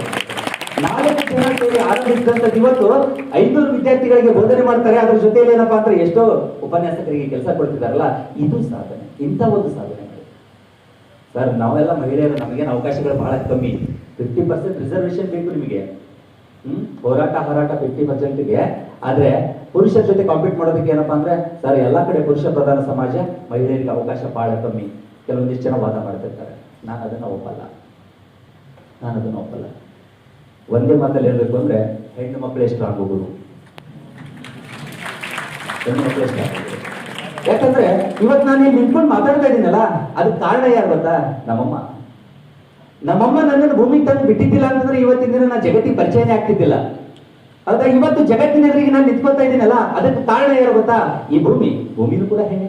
ಎಲ್ಲದಕ್ಕೂ ಹೆಣ್ಣಿಗೆ ಹೋಲಿಕೆ ಮಾಡ್ತಿರ್ಬೇಕಾದಂತ ಟೈಮ್ ಒಳಗ ಪುರುಷ ಪ್ರಧಾನ ಸಮಾಜದೊಳಗ ಮಹಿಳೆಗೆ ಆದ್ಯತೆ ಕೊಡ್ತಾ ಇಲ್ಲ. ನಮ್ ಕಡೆ ಸಾಧನೆ ಸಾಧ್ಯ ಇಲ್ಲ ಅಂತ ಯಾಕೆ ಅನ್ಕೊಳಕ್ ಹೋಗ್ತೀರಾ? ಒಬ್ಬಳ ಹೆಣ್ಮಗಳು ನಿಮಗೆ SSLC ಮುಗೀತು, PUC ಹೋಗ್ಬೇಕು ಅಂತ ನಿರ್ಧಾರ ಮಾಡಿದ್ಲು. ಮನೆಯೊಳಗೆ ಏನಂದ್ರಪ್ಪ ಅಂತಂದ್ರೆ ನಮಗ್ ಗೊತ್ತತ್ತು ಎಷ್ಟು ಮಾಡಿದ್ರು ಹೆಣ್ಮಕ್ಳು ರೊಟ್ಟಿ ಬಡ್ಕೊತ ಮನ್ಯಾಗೆ ಇರಬೇಕು, ಇಷ್ಟು ದಿನ ಕಲಿಸಿದ್ದೆ ದೊಡ್ಡದು, ಇನ್ನು ಮುಂದೆ ಕಲಿಸ್ಲಿಕ್ಕಾಗಲ್ಲ, ಸುಮ್ ಮನ್ಯಾಗ ಇರುವಂತ ಮನೆಯವ್ರು ಬೈದ್ರು. ಒಳಗೋಗಿ ಬಾಗಿಲು ಹಾಕೊಂಡು ಅಳಾಕ್ ಸ್ಟಾರ್ಟ್ ಮಾಡಿದ್ರು. ನಿಮ್ಗೆ ಬೈದ್ರು ಬಹುಶಃ ಅದೇ ಮಾಡ್ತೀರಿ ಅನ್ಸುತ್ತೆ. ಬಾಗಿಲು ಹಾಕೊಂಡು ಅಳಾಕ್ ಸ್ಟಾರ್ಟ್ ಮಾಡ್ತಾಳೆ. ಅಳ್ಕೊಂತ ಕೂತಂತ ಟೈಮ್ ಒಳಗೆ ಏನಪ್ಪಾ ಅಂದ್ರೆ ಅವಳ ಕಣ್ಣಿಗೆ ಒಂದು ಸಣ್ಣ ಪುಸ್ತಕ ಸಿಗುತ್ತೆ. ಆ ಪುಸ್ತಕದೊಳಗೆ ಏನಪ್ಪಾ ಅಂತಂದ್ರೆ ಒಂದು ವಚನ ಸಿಗುತ್ತೆ. ಆ ವಚನವನ್ನು ಓದ್ತಾಳೆ. ಏನಿತ್ತು ವಚನ ಅಂದ್ರೆ, ಬೆಟ್ಟದ ಮೇಲೊಂದು ಮನೆಯ ಮಾಡಿ ಮೃಗಗಳಿಗೆ ಹಂಚಿದೊಡೆ ಎಂತಯ್ಯ, ಸಂತೆಯ ಮಧ್ಯದಳು ಮನೆಯ ಮಾಡಿ ಶಬ್ದಕ್ಕೆ ನಾಚಿದೊಡೆ ಎಂತಯ್ಯ. ಯಾರು ಬಂದಿದ್ದು? ಅಷ್ಟಮಹಾದೇವಿ ಬರೆದಿರುವಂತ ವಚನ. ಇದನ್ನ ಓದಿದ ತಕ್ಷಣ ಆಕೆಗೆ ಅನ್ನಿಸ್ತು, ಅವತ್ತಿನ ದಿನ ಕೌಶಿಕ ಮಹಾರಾಜ ಏನಪ್ಪಾ ಅಂತಾರೆ, ಎಷ್ಟೇ ವಿರೋಧಿಸಿದ್ರು ಕೌಶಿಕ ಮಹಾರಾಜನನ್ನ ತೊರೆದಿದ್ದಕ್ಕಾಗಿ ಇವತ್ತು ಜಗತ್ತಿನಲ್ಲಿ ಪ್ರಥಮ ವಚನಕಾರ್ತಿಯಾಗಿ ಅಕ್ಕಮಹಾದೇವಿ ಗುರುತಿಸ್ಕೊತಾಳೆ. ಅವಳು ಬರೆದಿರುವಂತ ಒಂದು ವಚನದಲ್ಲಿ ಹೇಳ್ತಾ ಇದೆ, ಬೆಟ್ಟದ ಮೇಲೊಂದು ಮನೆಯ ಮಾಡಿ ಮೃಗಗಳಿಗೆ ಹಂಚಿದೊಡೆ ಎಂತಯ್ಯ, ಸಂತೆಯ ಮಧ್ಯದಳು ಮನೆಯ ಮಾಡಿ ಶಬ್ದಕ್ಕೆ ನಾಚಿದೊಡೆ ಅಂತಯ್ಯ. ಅಂದ್ರೆ ಈ ಜಗತ್ತಿನೊಳಗೆ ಎಲ್ಲಿ ಹೋದ್ರು ನಮ್ಗೆ ಅನ್ನೋರು ಇದ್ದೇ ಇರ್ತಾರೆ. ನಾನ್ ಬಿಡಲ್ಲ, ನಾನ್ ಮಾಡ್ತೀನಿ, ಯಾರು ಏನಂತಾರೆ ಗೊತ್ತಿಲ್ಲ, ನಾನು ಸಾಧನೆ ಮಾಡ್ತೀನಿ ಅಂತ. ಇವತ್ತಿನ ದಿನ ನೀವು ಹೇಳಿದ್ರಲ್ಲ ಇಷ್ಟೋ ತನಕ ನಾರಾಯಣ ಮೂರ್ತಿ ಅಂತ, ಆ ನಾರಾಯಣ ಮೂರ್ತಿಯಲ್ಲಿ ಏನಪ್ಪಾ ಅಂದ್ರೆ ಇನ್ಫೋಸಿಸ್ ಸ್ಥಾಪನೆ ಮಾಡ್ಲಿಕ್ಕೆ ಹಿಂದೆ ಪ್ರೇರಣೆ ಕೊಟ್ಟವ್ರು ಯಾರು ಅಂತಂದ್ರೆ ಸುಧಾಮೂರ್ತಿ. ಆ ಹೆಣ್ಮಗಳು ಬೇರೆ ಯಾರಲ್ಲ, ಸುಧಾಮೂರ್ತಿ. ಎಷ್ಟು ಸಿಂಪಲ್ ಲೈಫ್ ಸುಧಾಮೂರ್ತಿ ಅವ್ರದ್ದು ಗೊತ್ತಾ? ಸ್ವಾಮೀಜಿ ಹೇಳಿದ್ರಲ್ಲ, ನೀವು ಬಹಳ ಸಿಂಪಲ್ ಆಗಿರ್ಬೇಕು. Simple living high thinking, simple living high thinking. ಅದನ್ನ ಕಲಿಬೇಕು ಅಂದ್ರೆ ಸುಧಾಮೂರ್ತಿ ಅವ್ರನ್ನ ನೋಡಿ ಒಂದ್ಸತಿ. ಸಾವಿರಾರು ಕೋಟಿ ರೂಪಾಯಿ ಆಸ್ತಿ ಇದೆ, ಅವ್ರ ಮೈ ಮೇಲೆ ಕಾಟನ್ ಸೀರೆ ಹವಾಯಿ ಚಪ್ಲಿ, ಕಾಟನ್ ಸೀರೆ ಹವಾಯಿ ಚಪ್ಲಿ. ಅವ್ರಿಗೆ ಭೇಟಿ ಆಗ್ಲಿಕ್ಕೆ ನೀವು ಆಫೀಸ್ಗೆ ಹೋದ್ರಿ ಅಂತಂದ್ರೆ ನಿಮ್ಗೋಸ್ಕರ ಏನಪ್ಪಾ ಅಂದ್ರೆ AC ಹಾಲ್ ಇಲ್ಲ, ಸಾದಾ ಕುರ್ಚಿ ಹಾಕಿರ್ತಾರೆ. ನಮ್ ಕೂಡ ಸಾದಾ ಏನಪ್ಪಾ ಅಂದ್ರೆ ಬಂದು ಕೊಡ್ತಾರೆ. ಇನ್ನೂ ಸ್ವಲ್ಪ ಜಾಸ್ತಿ ಜನ ಹೋದ್ರಪ್ಪ ಅಂದ್ರೆ ಚಾಪಿ ಹತ್ರ ಚಾಪಿ ಮಕ್ಕಳು ಮಾತಾಡ್ತಾರೆ. ಇಂಥ ಸಿಂಪಲ್ ಲೈಫು. ಅದಕ್ಕೆ ಅವರು ಇವತ್ತಿಗೂ ಕೂಡ ನೆನಪಲ್ಲಿ ಉಳಿದಿದ್ದಾರೆ. ನಾವೇನ್ ಬದುಕ್ಬೇಕು? ಹಂಗಾದ್ರೆ ನಾವೇನ್ ಬದುಕಬೇಕು? ನಾನು ಗೆದ್ದವರಿಗಿಂತ ಸೋತವ್ರ ಕಡೆ ಜಾಸ್ತಿ ಆದ್ಯತೆ ಕೊಡ್ತೀನಿ ನಾನು. ಯಾಕಂದ್ರೆ ಗೆದ್ದೆತ್ತಿನ ಬಾಲ ಹಿಡಿಯೋರೇ ಜಗತ್ತಿನಲ್ಲಿ ಬಹಳ ಜನ ಇದ್ದಾರೆ. ಗೆದ್ದೆತ್ತಿನ ಬಾಲ ಹಿಡಿಯೋರು ಬಹಳ ಜನ ಇದ್ದಾರೆ. ಆದ್ರೆ ಸೋತವರಿಗೆ ಸಪೋರ್ಟ್ ಮಾಡಿದ್ದೆ ಆದ್ರೆ ಏನಪ್ಪಾ ಅಂತಂದ್ರೆ ಇಡೀ ಜಗತ್ತನ್ನೇ ಗೆದ್ದು ತೋರಿಸ್ತಾರೆ. ಅದಕ್ಕಾಗಿ ನಾನು ಸೋತವರಿಗೆ ಬಹಳ ಆದ್ಯತೆ ಕೊಡ್ತೀನಿ. ಗೆದ್ರೆ ಅಹಂ ಬರುತ್ತೆ, ಸೋತ್ರೆ ಅನುಭವ ಬರುತ್ತೆ. ಅನುಭವ ನಿಮ್ಮನ್ನೇನಪ್ಪ ಅಂದ್ರೆ ಅನುಭವಿಯನ್ನಾಗಿ ಮಾಡುತ್ತೆ. ಅದಕ್ಕೆ 9 ಜನರಿಂದ ಆರಂಭವಾದಂತ ಸಂಸ್ಥೆ ಇವತ್ತು 500 ವಿದ್ಯಾರ್ಥಿಗಳಿಗೆ ಬಂದು ತಲುಪುತ್ತೆ. ಅಂದ್ರೆ ಅಹಂ ಅಲ್ಲ, ಅದು ಅನುಭವ. ಆ ಅನುಭವವನ್ನು ಪಡ್ಕೋತಾ ಇದ್ದಾರೆ. ಒಬ್ಬ ವ್ಯಕ್ತಿ ಬಗ್ಗೆ ನಾನು ನಿಮ್ಗೆ ಹೇಳಲೇಬೇಕು. ನೀವೆಲ್ಲ ಯೂಸ್ ಮಾಡ್ತಿರಲ್ಲ ಈಗ ವಾಟ್ಸಪ್ ಅನ್ನು ಯೂಸ್ ಮಾಡ್ತಿರಲ್ಲ, ಎಕ್ಸ್ಪರ್ಟ್. ವಾಟ್ಸಪ್ ಇಲ್ಲದೆ ಇರುವಂತ ಅದು ಹೆಂಗೋ ಇತ್ತಲ್ಲ ಮೊದಲು, ಏನಪ್ಪಾ ಅಂತಂದ್ರೆ ಏನೋ ಒಂದು ಗಾದೆ ಮಾತು ಹೇಳ್ತಿದ್ದೆ ನೋಡ್ರಿ, ಯಾವ್ದೋ ಮನೆಯಿಂದ ಹೆಣ್ಣು ತರಬೇಕು, ಯಾವ್ದೋ ಮನೆಯಿಂದ ಗಂಡು ತರಬೇಕು, ಏನೋ ಒಂದು ಗಾದೆ ಮಾತಿತ್ತು. ಈಗ ಹೆಂಗಾಗಿದೆಯಪ್ಪ ಅಂದ್ರೆ ಮೊಬೈಲ್ ಇಲ್ಲದೆ ಮನೆ ಇರುವಂತ ಮನೆಯಿಂದ ಹೆಣ್ಣು ತರಬೇಕು, ವಾಟ್ಸಪ್ ಯೂಸ್ ಮಾಡದೇ ಇರುವಂತ ಮನೆಯಿಂದ ಗಂಡು ತರಬೇಕು ಅನ್ನೋ ಮಾತಾಗಿ. ನಿಮ್ಮ ಎಷ್ಟೇ ಆತ್ಮೀಯರಿದ್ದೀರಿ ನೀವೆಲ್ಲ ಫ್ರೆಂಡ್ಸ್ಗಳು, ಒಬ್ರಿಗೊಬ್ರು ಬಿಟ್ಕೊಡಲ್ಲ. ನೀವು ಹೇಳ್ತಿರ್ತೀವಿ ನಾವು ಜೀವನ ಗೆಳೆಯರು, ಜೀವನೇ ಕೊಡ್ತೀವಿ ಸರ್, ಬೇರೇನು ಕೊಡೋದು ಬೇಡ ಸರ್, ನಿಮ್ ಫೇಸ್ಬುಕ್ ID ಕೊಟ್ರೆ ಸಾಕು, ಯಾವನು ಕೊಡಲ್ಲ. ಜೀವ ಕೂಡ ದೂರ ಹಿಡಿತು, ನಿಮ್ ಫೇಸ್ಬುಕ್ ID ಕೊಡಿ ಸಾಕು. ಈಗ ಅದನ್ನು ಬಂದಿಲ್ಲ, ನಿಮ್ ಮೊಬೈಲ್ ಪ್ಯಾಟರ್ನ್ ಲಾಕ್ ಹೇಳಿದ್ರೆ ಸಾಕಾಗಿದೆ. ಅಂದ್ರೆ ಯಾರ ಮೇಲೂ ನಂಬಿಕೆ ಉಳಿದಿಲ್ಲ. ಆದ್ರೂ ನೀವೆಲ್ಲ ವಾಟ್ಸಪ್ ಯೂಸ್ ಮಾಡ್ತೀರಿ.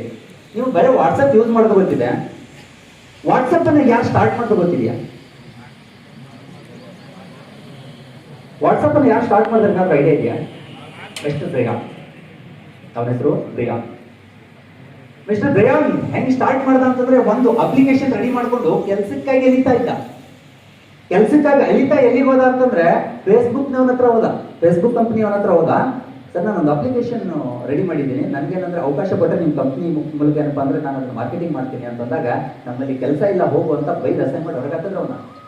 ಹೊರಗೆ ಹಾಕಿದ ನಂತರ ಅವನು ನಿರ್ಧಾರ ಮಾಡ್ದ, ಹಿಂಗೆ ಆದ್ರೆ ಇದು ಆಗಲ್ಲ ಅಂತೇಳಿ ಸ್ವತಂತ್ರವಾಗಿ ವಾಟ್ಸಪ್ ಅನ್ನ ಏನ್ ಮಾಡ್ದ ಅಂತಂದ್ರೆ ಲಾಂಚ್ ಮಾಡ್ದ. ಪರಿಸ್ಥಿತಿ ಎಲ್ಲಿಗೆ ಬಂತು ಅಂತಂದ್ರೆ, ಯಾವ ಕಂಪ್ನಿಯಿಂದ ಹೊರಗಾಕಿದ್ರು ಅದೇ ಫೇಸ್ಬುಕ್ ಕಂಪನಿಯವರು ಇವತ್ತು ಅವನನ್ನು $19 ಲಕ್ಷ ಕೊಟ್ಟೇನಪ್ಪ ಅಂದ್ರೆ ವಾಟ್ಸಪ್ ಅನ್ನ ಖರೀದಿ ಮಾಡ್ತಾರಂತಲ್ಲ, ಅದು ಸಾಧನೆ ಸರ್. ಅದು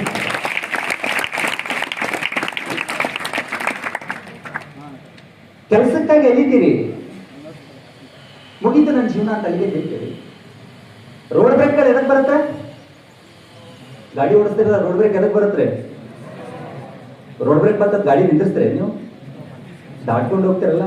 ಲೈಫಲ್ಲಿ ಚಾಲೆಂಜ್ಗಳು ಕೂಡ ಹಂಗೆ, ಚಾಲೆಂಜ್ಗಳು ಬರೋದು ರೋಡ್ ಬ್ರೇಕ್ ತರಾನೇ, ಅದನ್ನ ದಾಟ್ಕೊಂಡು ಹೋದಾಗೆ ಲೈಫು. ಅದನ್ನ ಮಾಡ್ಬೇಕಾಗಿರೋದು. ಮತ್ತೆ ಅದನ್ನ ಮಾಡ್ಬೇಕಂದ್ರೆ ಏನ್ ಮಾಡ್ಬೇಕು? ಇನ್ನೊಬ್ಬ ವ್ಯಕ್ತಿ ಬಗ್ಗೆ ನಾನು ನಿಮ್ಗೆ ಹೇಳ್ತೀನಿ. ಆ ವ್ಯಕ್ತಿ ಒಂದು ಕಂಪ್ನಿ ಕೆಲಸಕ್ಕೆ ಹೋದ, $30 ಕೊಟ್ಟರು, ಆಮೇಲೆ ಬೈದು ಹೊರಗೆ ಹಾಕಿದ್ರು. ಹೊರಗೆ ಬಂದು ಕೆಲಸಕ್ಕೆ ತಿರ್ಗಾಡ್ಲಕತ್ತ, ಕಾಲು ಮುಸ್ಬೇಕತ್ತು, ಸೈಕಲ್ ತಗೊಂಡ. ಸೈಕಲ್ ತಗೊಂಡು ತಿರ್ಗಾಡ್ಕೊಂತ ಹೋದ. ಸೈಕಲ್ ತಗೊಂಡು ಪೈಡಲ್ ತುಳಿದು ಕಾಲ್ ಬೇನಾಗತ್ತತ್ತು. ಅದಕ್ಕೊಂದು ಸಣ್ಣ ಡೈನಮೋ ಕೂಡಿಸ್ಕೊಂಡು ಏನಪ್ಪ ಅಂದ್ರೆ ಸೈಕಲ್ ಸ್ವಲ್ಪ ಮೂಮೆಂಟ್ ಆಗೋಂಗ್ ಮಾಡ್ದ. ಅದನ್ನ ತಗೊಂಡೋಗಿ ಯಾವ ಕಂಪ್ನಿಯಿಂದ ಅವ್ನಿಗೆ ಹೊರಗಾಕಿದ್ರು ಆ ಕಂಪ್ನಿಗೆ ಹೋಗಿ, ಸರ್ ಇದೊಂದು ಹೊಸ ಪ್ರಯೋಗ ಮಾಡಿದ್ದೀನಿ ನೋಡಿ ಅಂತ ಹೇಳ್ದ. ಇವನಿಗೆ ಅಸಹ್ಯ ಮಾಡೋದು ಏನಪ್ಪಾ ಅಂದ್ರೆ, ಇಂಥವು ಸಾಕಷ್ಟು ಮಂದಿ ಪ್ರಯೋಗ ಮಾಡಿಬಿಟ್ಟಿದ್ದಾರೆ, ನೀ ಯಾವ ದೊಡ್ಡ ಬಾರಿ ನಡಿ ಅಂತ ಬೇಕು ಕಳಿಸ್ಬಿಟ್ರು. ವಾಪಸ್ ಬಂದೊಂದು ಸುಮ್ಮನೆ ಕೊಡಲಿಲ್ಲ, ಅದಕ್ಕೆ ಇನ್ನೊಂದು ಚೂರು ಮಾಡಿಫೈ ಮಾಡ್ದ, ಅದಕ್ಕೆ ಮತ್ತೊಂದು ಚೂರು ಮಾಡಿಫೈ ಮಾಡ್ದ. ಕೊನೆಗೆ ಏನಾಯ್ತು ಅಂತಂದ್ರೆ, ಒಂದು ಬೈಕ್ ಕಂಪ್ನಿನ ಉಟ್ಕೊಂಡ್ಬಿಡ್ತು. ಹೊರಗಡೆ ಹೋಗಿ ನೋಡ್ರಿ, ಇವತ್ತು ಇದ್ದಿರುವಂಥ ಬೈಕ್ ಯಾವ್ದಿದೆ ಅಂತ, ಹೊಂಡಾ ಏನಿದೆ ಅಲ್ಲ, ಆ ಹೊಂಡಾ ಕಂಪ್ನಿ ಯಶೋಗಾಟೆ, ಇದನ್ನ ಕಂಡಿಡಿದವ್ನು ಯಾರು ಗೊತ್ತಾ? ಸುಚಿರು ಹೊಂಡಾ. ಬೈದ್ರು ಅಂತ ಅವ್ನು ಬಿಡ್ಲಿಲ್ಲಲ್ಲ. ಇವತ್ತು ನಿರ್ಮಾ ಬಳಕೆ ಮಾಡ್ತಿರಲ್ಲ ನಿಮ್ಮ ಮನೆಯಲ್ಲಿ, ನಿರ್ಮಾ ಪೌಡರು ಮಾರ್ಕೆಟಿಗೆ ಬರ್ಬೇಕಂದ್ರೆ ಎಷ್ಟು ಕಷ್ಟಪಟ್ಟಿದ್ದಾನೆ ಗೊತ್ತಾ ಅವನು? ಕಂಪ್ನಿ ಓನರು ನಿರ್ಮಾ ಪುಡಿ ಮಾರ್ಕೆಟಿಂಗ್ ಮಾಡಬೇಕು, ದುಡ್ಡಿಲ್ಲ.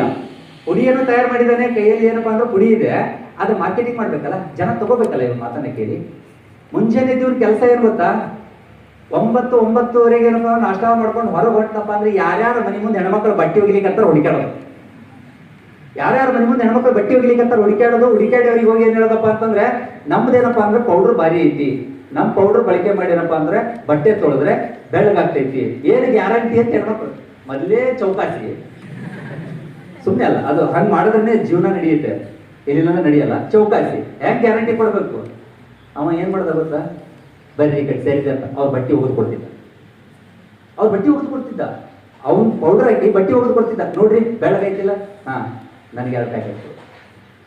ಆದ್ರೆ ಲಾರ್ಜ್ ಸ್ಕೇಲ್ ಅಲ್ಲಿ ಮಾರಾಟ ಮಾಡ್ಬೇಕಲ್ಲ, ಏನ್ ಮಾಡ್ಬೇಕು ವಿಚಾರ ಮಾಡ್ದ. ಯಾವ್ಯಾವ ಅಂಗಡಿ ಒಳಗೆ ಏನಪ್ಪಾ ಅಂತಂದ್ರೆ ನಿರ್ಮಾ ಪ್ರಾಡಕ್ಟ್ ಇಟ್ಟಿದ್ನಲ್ಲ, ಅವೆಲ್ಲ ವಾಪಸ್ ತರಿಸ್ಕೊಂಡ ನಂತರ ಏನ್ ಮಾಡ್ದ ಅಂತಂದ್ರೆ, ಬೇಕು ಅಂತ ಒಂದಿಷ್ಟು ಮಂದಿನ ಅಂಗಡಿ ಕಳ್ಸೋದು, ನಿರ್ಮಾ ಪುಡಿ ಕೊಡೋದು, ಬೇಕು ಅಂತ ಅಂಗಡಿ ಕಳ್ಸೋದು, ನಿರ್ಮಾ ಪುಡಿ ಕೊಡೋದು. ಅವನಿಗೆ ಏನಾಗ್ಬಿಡ್ತು, ಮಾರಾಟ ಮಾಡೋನಿಗೆ ಇಲ್ಲಿ ನಂಬರ್ 1 ಪ್ರಾಡಕ್ಟ್ ಯಾವ್ದು ಅಂದ್ರೆ ನಿರ್ಮಾ. ಹೆಂಗಾರ ಮಾಡಿ ನಿರ್ಮಾ ಪ್ರಾಡಕ್ಟ್ ಏನಪ್ಪಾ ಅಂದ್ರೆ ಖರೀದಿ ಮಾಡ್ಬೇಕು. ಅವಾಗ ಇವ ಏನ್ ಹೇಳಪ್ಪ ಅಂದ್ರೆ $20 ಇದ್ದಂತ ರೇಟ್ ಏನಪ್ಪಾ ಅಂದ್ರೆ $35 ಹೇಳ್ದ, ಖರೀದಿ ಮಾಡಕ್ ಸ್ಟಾರ್ಟ್ ಮಾಡೋದು. ನೋಡ್ರಿ ಅಲ್ಲಿ ಬಟ್ಟೆ ಹೋಗದ. ನಾವು ಇನ್ನೊಬ್ರು ಬಿಟ್ಟಿರುವಂತ ಒಂದೇ ಒಂದು ತಿಂಡಿ ಇತ್ತಪ್ಪ ಅಂತ ನಾವು ಅಂತೀವಿ, ಮಗನ ನನಗೆ ನೀ ಏನು ಎಂಜಲ್ದು ಕೊಡ್ತಿ, ಯಾಕಂದ್ರೆ ನಮ್ಗೆ ಅನ್ನದ ಬೆಲೆ ಗೊತ್ತಿಲ್ಲ, ಅದಕ್ಕೋಸ್ಕರ ನಾವು ಮಾತಾಡ್ತೀವಿ. ಅನ್ನದ ಬೆಲೆ ನಿಮ್ಗೆ ಅರ್ಥ ಆಗ್ಬೇಕಂದ್ರೆ ಜಪಾನಿಗೆ ಹೋಗ್ರಿ, ಗೊತ್ತಾಗುತ್ತೆ. ಜಪಾನ್ ದೇಶದಲ್ಲಿ ಹೆಂಗಿದೆ ಅಂತಂದ್ರೆ, ನೀವು ತಿನ್ನುವಂತ ಆಹಾರದಲ್ಲಿ ಏನಾದ್ರು ಅರ್ಧ ಬಿಟ್ರಿ ಅಂತಂದ್ರೆ ನಿಮ್ಮ ಮೇಲೆ ಕೇಸ್ ಹಾಕ್ತಾರೆ, ಫೈನ್ ಹಾಕ್ತಾರೆ ನಿಮ್ಗೆ. ನೀವು ಹೋಟ್ಲಲ್ಲಿ ತಗೊಂಡು ಒಂದು ಇಡ್ಲಿಲಿ ಅರ್ಧ ಇಡ್ಲಿ ತಿಂದು ಅರ್ಧ ಇಡ್ಲಿ ಪ್ಲೇಟ್ ಅಲ್ಲಿ ಬಿಟ್ಟಿದ್ರೆ, ಆ ಅರ್ಧ ಇಡ್ಲಿನ ಇನ್ನೊಬ್ರಿಗೆ ಮಾರ್ತಾರೆ ಅವರು. ಆ ಅರ್ಧ ಇಡ್ಲಿನ ಅವ್ನು ತಗೊಂಡು ತಿಂತಾನೆ, ಯಾಕಂದ್ರೆ ಅವ್ರಿಗೆ ಅನ್ನದ ಬೆಲೆ ಗೊತ್ತಿದೆ. ನಮ್ಮವ್ರಿಗೆ ಅನ್ನದ ಬೆಲೆ ಗೊತ್ತಿಲ್ಲ. ಯಾಕಂದ್ರೆ ಹುಟ್ಟಾನೆ ನನ್ನ ಮಕ್ಕಳು ಚೆನ್ನಾಗಿರ್ಲಿ, ನನ್ನ ಮಕ್ಕಳು ಆರಾಮಾಗಿ ಇರ್ಲಿ ಅಂತ ಹೇಳ್ಬಿಟ್ಟು ತಾಯಿ ಏನ್ ಮಾಡ್ತಾಳೆ ಅಂತಂದ್ರೆ, ತಾನು ಉಪವಾಸ ಆಯ್ತು ನಮ್ಮ ಹೊಟ್ಟೆ ತುಂಬಿಸ್ತಾಳಲ್ಲ, ಅದಕ್ಕೆ ನಮಗೆ ಅನ್ನದ ಬೆಲೆ ಗೊತ್ತಿಲ್ಲ. ಅದಕ್ಕೆ ನಮಗೆ ಅನ್ನದ ಬೆಲೆ ಹೆಂಗ್ ಗೊತ್ತಿಲ್ಲ ಅಲ್ಲ, ಹಂಗೆ ಈ ದೇಶದ ಸಂಸ್ಕೃತಿ, ಈ ದೇಶದ ಸಂಸ್ಕಾರ ಏನು ಅಂತ ನಮ್ಗೆ ಯಾರೋ ಕಲಿಸ್ಕೊಡ್ಲಿಲ್ಲ. ಅದಕ್ಕಾಗಿ ನಮ್ಮ ದೇಶದ ಸಂಸ್ಕೃತಿ, ಸಂಸ್ಕಾರ, ನಮ್ಮ ದೇಶದ ಭವ್ಯತೆ ಬಗ್ಗೆ ಯಾರಿಗೂ ಗೊತ್ತಿಲ್ಲ. ಎಲ್ಲರೂ ವಿಚಾರ ಮಾಡ್ತಾರೆ, ಅಮೆರಿಕ ಭಾರಿ ಇದೆ ಸರ್, ಲಕ್ಸುರಿಯಸ್ ಲೈಫ್ ಮಾಡ್ಬೋದು, ಸೌದಿಗೆ ಹೋದ್ರೆ ಸಿಕ್ಕಾಪಟ್ಟೆ ದುಡ್ಡು ಮಾಡ್ಬೋದು. ಎಸ್ ಅಫ್ಕೋರ್ಸ್ ದುಡ್ಡು ಮಾಡ್ಬೋದು, ಸೌದಿಗೆ ಹೋಗಿ ದುಡ್ಡು ಮಾಡ್ಬೋದು, ಅಮೆರಿಕಾಗೆ ಹೋಗಿ ಲಕ್ಸುರಿಯಸ್ ಲೈಫ್ ಮಾಡ್ಬೋದು. ಆದ್ರೆ ಒಂದ್ ನೆನ್ಪಿಟ್ಕೊಳ್ಳಿ, ಸೌದಿಲಿ 1 ಲೀಟರ್ ನೀರಿಗೆ ಎಷ್ಟಿದೆ ಗೊತ್ತಾ ರೇಟು? $200. ನಮ್ಮಲ್ಲಿ ನೀವು ಬಾಟ್ಲಿ ತೊಗೊಂಡ್ರೆ ಅಷ್ಟೇ ರೊಕ್ಕ ಕೊಡ್ತೀರಿ, ಇಲ್ಲ ಬೋರ್ ಹೊಡೆದ್ರೆ ನೀರು ಸಿಗ್ತೈತಿ, ಪುಕ್ಕಟ್ ನೀರು ಸಿಗ್ತೈತಿ. ಜಗತ್ತಿನ ಶ್ರೀಮಂತ ರಾಷ್ಟ್ರ ಯಾವ್ದು ಹೇಳ್ರಿ ಹಂಗಿದ್ರೆ? ಭಾರತ.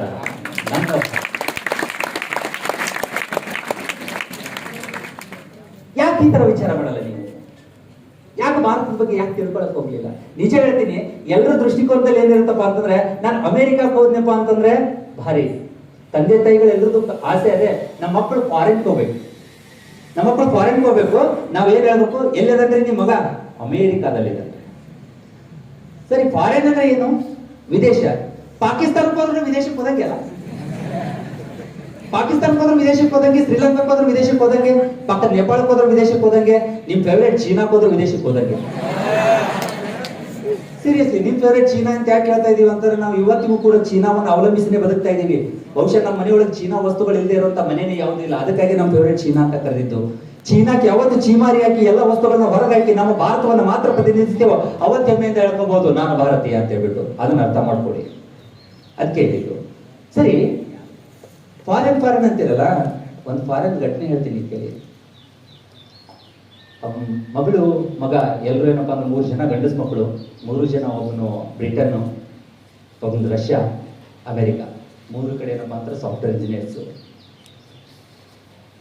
ಇಲ್ಲಿ ಅವನ ತಂದೆ ತಾಯಿ ವಯಸ್ಸಾದವರು ಊರಾಗ, ಅವ್ರನ್ನ ಕರ್ಕೊಂಡು ಹೋಗಿಲ್ಲ. ಅವ್ರಿಗೇನಪ್ಪ ಅಂದ್ರೆ ಬೇಕು ಬೇಡದೆಲ್ಲ ಕೊಡಿಸಿದ್ದಾರೆ. ಎಸ್ಟಿಮ್ ಕಾರ್ ಇದೆ ಮನೆಯಲ್ಲಿ, ಆ ಕಾರಿಗೆ ಒಬ್ಬ ಡ್ರೈವರ್ ಇದ್ದಾನೆ. ಬೇಕಂದಾಗ ಅಕೌಂಟಿಗೆ ದುಡ್ಡು ಹಾಕ್ತಾರೆ, ಆರಾಮಿದೆ ಲೈಫು. ಆದರೆ ಅಜ್ಜ ಅಜ್ಜಿ ಇಬ್ಬರು ಇದ್ದಾರೆ. ರಾತ್ರಿ ಅಜ್ಜಿಗೆ ಹಾರ್ಟ್ ಅಟ್ಯಾಕ್ ಆಯಿತು. ಅಜ್ಜಿಗೆ ಹಾರ್ಟ್ ಅಟ್ಯಾಕ್ ಆಯಿತು. ಕಾರ್ ಅಜ್ಜಿಗೆ ಓಡಿಸ್ಲಿಕ್ಕೆ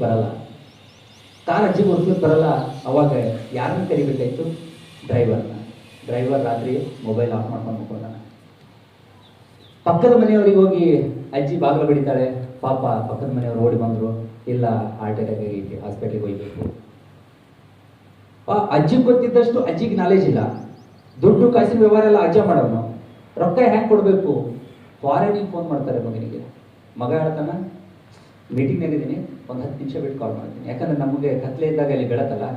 ಅದಕ್ಕೆ ಈ ದೇಶಕ್ಕೆ ಬೆಳಕು ಬಂದಾಗ ಅವರೆಲ್ಲ ಕತ್ಲೆಯಲ್ಲಿದ್ರು. ಇವತ್ತು ನಾವು ಅದನ್ನ ಅರ್ಥ ಮಾಡ್ಕೊಳ್ಳಿಲ್ಲ ಅಂದ್ರೆ ನಾವೆಲ್ಲ ಕತ್ಲೆಯಲ್ಲಿ ಇರ್ಬೇಕಾಗುತ್ತೆ. ಅದಕ್ಕೆ ಹೇಳ್ತಾ ಇರೋದು. 10 ನಿಮಿಷ ಬಿಟ್ಟು ಕಾಲ್ ಮಾಡ್ತೀನಿ, ನಾನು ಮೀಟಿಂಗ್ ಅಲ್ಲಿ ಇದ್ದೀನಿ. 2ನೇ ಮಗನಿಗೆ ಕಾಲ್ ಮಾಡ್ತಾರೆ, ಫೋನ್ ಪಿಕ್ ಮಾಡಲಿಲ್ಲ. 3ನೇ ಮಗನಿಗೆ ಕಾಲ್ ಮಾಡ್ತಾರೆ, ಎತ್ತದ, ನೆಟ್ವರ್ಕ್ ಸರಿಯಾಗಿಲ್ಲ, ನೆಟ್ವರ್ಕ್ ಸಿಕ್ಕಿದ್ದು ನಾನು ಕಾಲ್ ಮಾಡ್ತೀನಿ ಅಂತ ಇಟ್ಟ. ಅಷ್ಟನ್ನೋದ್ರಾಗ ಅಜ್ಜನ ಕತೆ ಮುಗಿತು. ಅಲ್ಲಿಂದ ನಿರ್ಧಾರ ಮಾಡಿದ್ರು. ಕೇಳಿದ್ರು, ಏನಂತ ಕೇಳಿದ್ರು ಅಂದ್ರೆ, ಅಜ್ಜಿ ನಿಮ್ಗೆ ಮಕ್ಕಳು ಅದಾರಲ್ಲ, ಬರ್ತಾರನು?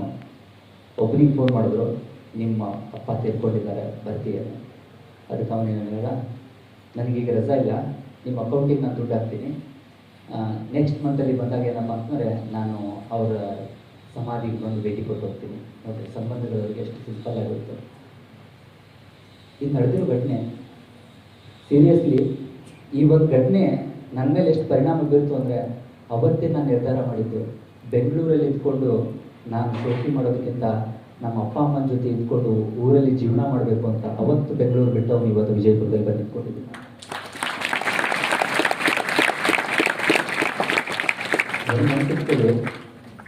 ಎಷ್ಟಿನ ಕಾರ್ ಕೊಡಿಸೋದು ದೊಡ್ಡದಲ್ಲ, ಎಷ್ಟಿನ ಕಾರಲ್ಲಿ ಒಬ್ಬ ಡ್ರೈವರ್ನಿಟ್ಟು ಅದರಲ್ಲಿ ಸುತ್ತಾಡುವಂತ ಹೇಳೋದು ದೊಡ್ಡದಲ್ಲ. ನಿಮ್ಮದು ಮೋಡ್ಕ ಬೈಕ್ ಇದ್ರೂ ಕೂಡ ಅದರಲ್ಲಿ ಅಪ್ಪ ಅಮ್ಮನ ಕುಂಡಿಸ್ಕೊಂಡು ತಿರುಗಾಡೋದ್ರಲ್ಲಿ ಸಿಗೋ ಖುಷಿ ಮತ್ತೊಂದರಲ್ಲಿ ಯಾವುದರಲ್ಲಿ ಸಿಗಕ್ಕೆ ಸಾಧ್ಯ ಇಲ್ಲ. ಬೆಂಗಳೂರಲ್ಲೋ, ಮಂಗಳೂರಲ್ಲೋ, ಮೈಸೂರಲ್ಲೋ, ಇಲ್ಲಿ ಯಾವುದೋ ದೇಶದಲ್ಲಿ ಕೂತ್ಕೊಂಡು ತಲೆ ನೋಯ್ತಾ ಇದೆ ಅಂತಂದಾಗ ಹಾಸ್ಪಿಟ್ಲಿಗೆ ಹೋಗು, ನೀನು ದುಡ್ಡು ಹಾಕ್ತೀನಿ ಅನ್ನೋದು ಮುಖ್ಯ ಅಲ್ಲ. ನಮ್ಮ ಅವ್ವಗೆ ತಲೆ ನೋಯ್ಲಿಕ್ಕತ್ತೈತೆ ಅಂತ ಹೇಳದಪ್ಪ ಅಂದ್ರೆ ಪಕ್ಕದಾಗ ಕೂತ್ಕೊಂಡು ಜಂಡು ಬಾಂಬ್ ಹಚ್ಚೋದೈತಲ್ಲ, ಅದೇ ನಿಜವಾದಂತ ದೊಡ್ಡ ಸೇವೆ. ಆ ಕೆಲಸ ಇದು ನನ್ನ ದೇಶದ ಸಂಸ್ಕಾರ. ಈ ಸಂಸ್ಕಾರವನ್ನ ನಮಗೆ ಕಟ್ಟಿಕೊಳ್ಳಿಲ್ಲ. ನಾವು ಯಾಕೆ ಮರಿತಾ ಇದ್ದೀವಿ? ಅವ್ರು ಹೇಳಿದ್ರಲ್ಲ, ಅಮ್ಮನಿಗೆ ಹುಷಾರಿಲ್ಲ ಅಂತಂದ್ರೆ ನಾವೆಲ್ಲರೂ ಅವಳ ಮೇಲೆ ಭಾರ ಹಾಕ್ತೀವಿ, ನೆರವಾಗಕ್ಕೆ ಹೋಗಲ್ಲ. ಅಪ್ಪನಿಗೆ ಕಷ್ಟ ಅಂತಂದ್ರೆ ಗೊತ್ತಿದ್ರು ಕೂಡ ನಾವು ಅಪ್ಪನ ಕಷ್ಟಕ್ಕೆ ನೆರವಾಗಲ್ಲ, ಇನ್ನೂ ಎಷ್ಟು ಕಷ್ಟ ಕೊಡ್ತೀವಿ. ಹೀಗಾದ್ರೆ ಬದಲಾವಣೆ ಎಲ್ಲಿಂದ ಬರೋದಕ್ಕೆ ಸಾಧ್ಯ? ಬದಲಾವಣೆ ಬರಬೇಕು ಅಂತಂದ್ರೆ ನೀವು ಸ್ವಾಭಿಮಾನಿಗಳಾಗಬೇಕು. ಮೊದಲು ಸ್ವಾಭಿಮಾನ ಎಲ್ಲಿಂದ ಬರೋದಕ್ಕೆ ಸಾಧ್ಯ? ಒಂದ್ಸತಿ ನೆನಪು ಮಾಡ್ಕೊಳ್ರಿ, ಸ್ವಾಭಿಮಾನ ಎಲ್ಲಿಂದ ಬರಬೇಕು ಅಂತಂದ್ರೆ ಸ್ವಾಮಿ ವಿವೇಕಾನಂದರ ನೆನಪು ಮಾಡ್ಕೊಳ್ಳಿ. ಸ್ವಾಭಿಮಾನ ಆಟೋಮೆಟಿಕ್ಲಿ ನಿಮ್ಮಲ್ಲಿ ಮೂಡುತ್ತೆ. ಯಾಕಂದ್ರೆ ಈ ಜಗತ್ತು ಕಂಡಿರುವಂತಹ ಶ್ರೇಷ್ಠವಾದಂತಹ ಪುರುಷ ಸಿಂಹದಲ್ಲಿ ಮೊದಲನೇ ಸ್ಥಾನದಲ್ಲಿ ಗರ್ಜಿಸುವಂತಹ ಸಿಂಹ ಅದು ಸ್ವಾಮಿ ವಿವೇಕಾನಂದ. ಯಾರು ಸ್ವಾಮಿ ವಿವೇಕಾನಂದರ ಚಿಂತನೆಗಳನ್ನ ಓದ್ತೀರಿ 100% ಲೈಫಲ್ಲಿ ನೀವು ಸಕ್ಸಸ್ಫುಲ್ ಆಗೇ ಆಗ್ತೀರಿ. ಸ್ವಾಮಿ ವಿವೇಕಾನಂದ ಆದ ನಂತರ ಅವರಿಗೆ ಸ್ವಾಭಿಮಾನ ಇತ್ತಂತಲ್ಲ, ವಿವೇಕಾನಂದ ಆಗೋದಕ್ಕಿಂತ ಮೊದಲೇ ಅವರಲ್ಲಿ ಸ್ವಾಭಿಮಾನ ಹೆಂಗ್ ಜಾಗೃತ ಆಗಿತ್ತು ಅನ್ನೋದಕ್ಕೆ ಬಹುಶಃ ಬಹಳ ಜನ ಗೊತ್ತಿಲ್ಲ ಸರ್. ಒಂದು ಘಟನೆ, ಕಾಲೇಜಲ್ಲಿ ಕಲಿತಾ ಇದ್ದಂತ ಸ್ವಾಮಿ ವಿವೇಕಾನಂದ ಆ ಟೈಮಲ್ಲಿ ನರೇಂದ್ರ, ಅವ್ರಿಗೆ ನರೇನ್ ಅಂತ ಕರಿತಿದ್ರು ಎಲ್ಲರೂ. ಇಲ್ಲ ದತ್ತ ಅಂತ ಕರೀತಿದ್ರು ಫ್ಯಾಮಿಲಿ ನೇಮು.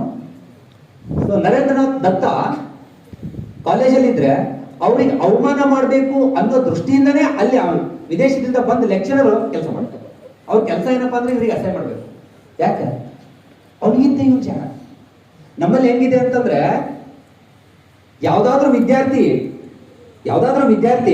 ಬಹಳ ನಾಲೆಜ್ ಇದೆ ಅಂತಂದ್ರೆ ನಮ್ಮ ಲೆಕ್ಚರರ್ಗಳು ಅವನಿಗೆ ಸಿಕ್ಕಾಪಟ್ಟೆ ಸಪೋರ್ಟ್ ಮಾಡ್ತಾರೆ. ಯಾಕೆ? ಮುಂದುವಲ್ಯವ ಅಂತೇಳಿ. ಅವ್ರು ಹಂಗಲ್ಲ, ಅವ ನಮಗಿಂತ ಶಾಣೆ ಏನಪ್ಪ ಅಂತಂದ್ರೆ ಅವ್ನ ಸೈಡಿಗೆ ಇಟ್ಟು ನೋಡ್ತಾರೆ ಫಾರಿನರ್ಸ್. ಇಲ್ಲಿ ಹಂಗೆ ಮಾಡೋದು. ಪ್ರತಿ ಹಂತದೊಳಗೆ ಅವನಿಗೆ ಅಸಹ್ಯ ಮಾಡಬೇಕು. ಸ್ವಾಮಿ ವಿವೇಕಾನಂದ ಅವರಿಗೆ ಒಂದಿನ ಕಾಲೇಜಲ್ಲಿ ಎಬ್ಬಿಸಿ ನಿಂದಿಸ್ಬಿಟ್ಟು ಅವನಿಗೆ ಒಂದು ಪ್ರಶ್ನೆ ಕೇಳ್ತಾರೆ. ಏನಂತ ಕೇಳಿದ್ರು ಗೊತ್ತಾ? ಮಿಸ್ಟರ್ ನರೇನ್, ಮಿಸ್ಟರ್ ದತ್ತ, ನಾನು ನಿಮ್ಗೊಂದು ಪ್ರಶ್ನೆ ಕೇಳ್ತೀನಿ. ಏನಿಲ್ಲ, ನೀವು ಹಾದಿಯಲ್ಲಿ ಹೋಗ್ತಿರ್ಬೇಕಾದಂತ ಟೈಮ್ ಒಳಗೆ 2 ಬಾಕ್ಸ್ ಬಿದ್ದಿರುತ್ತೆ.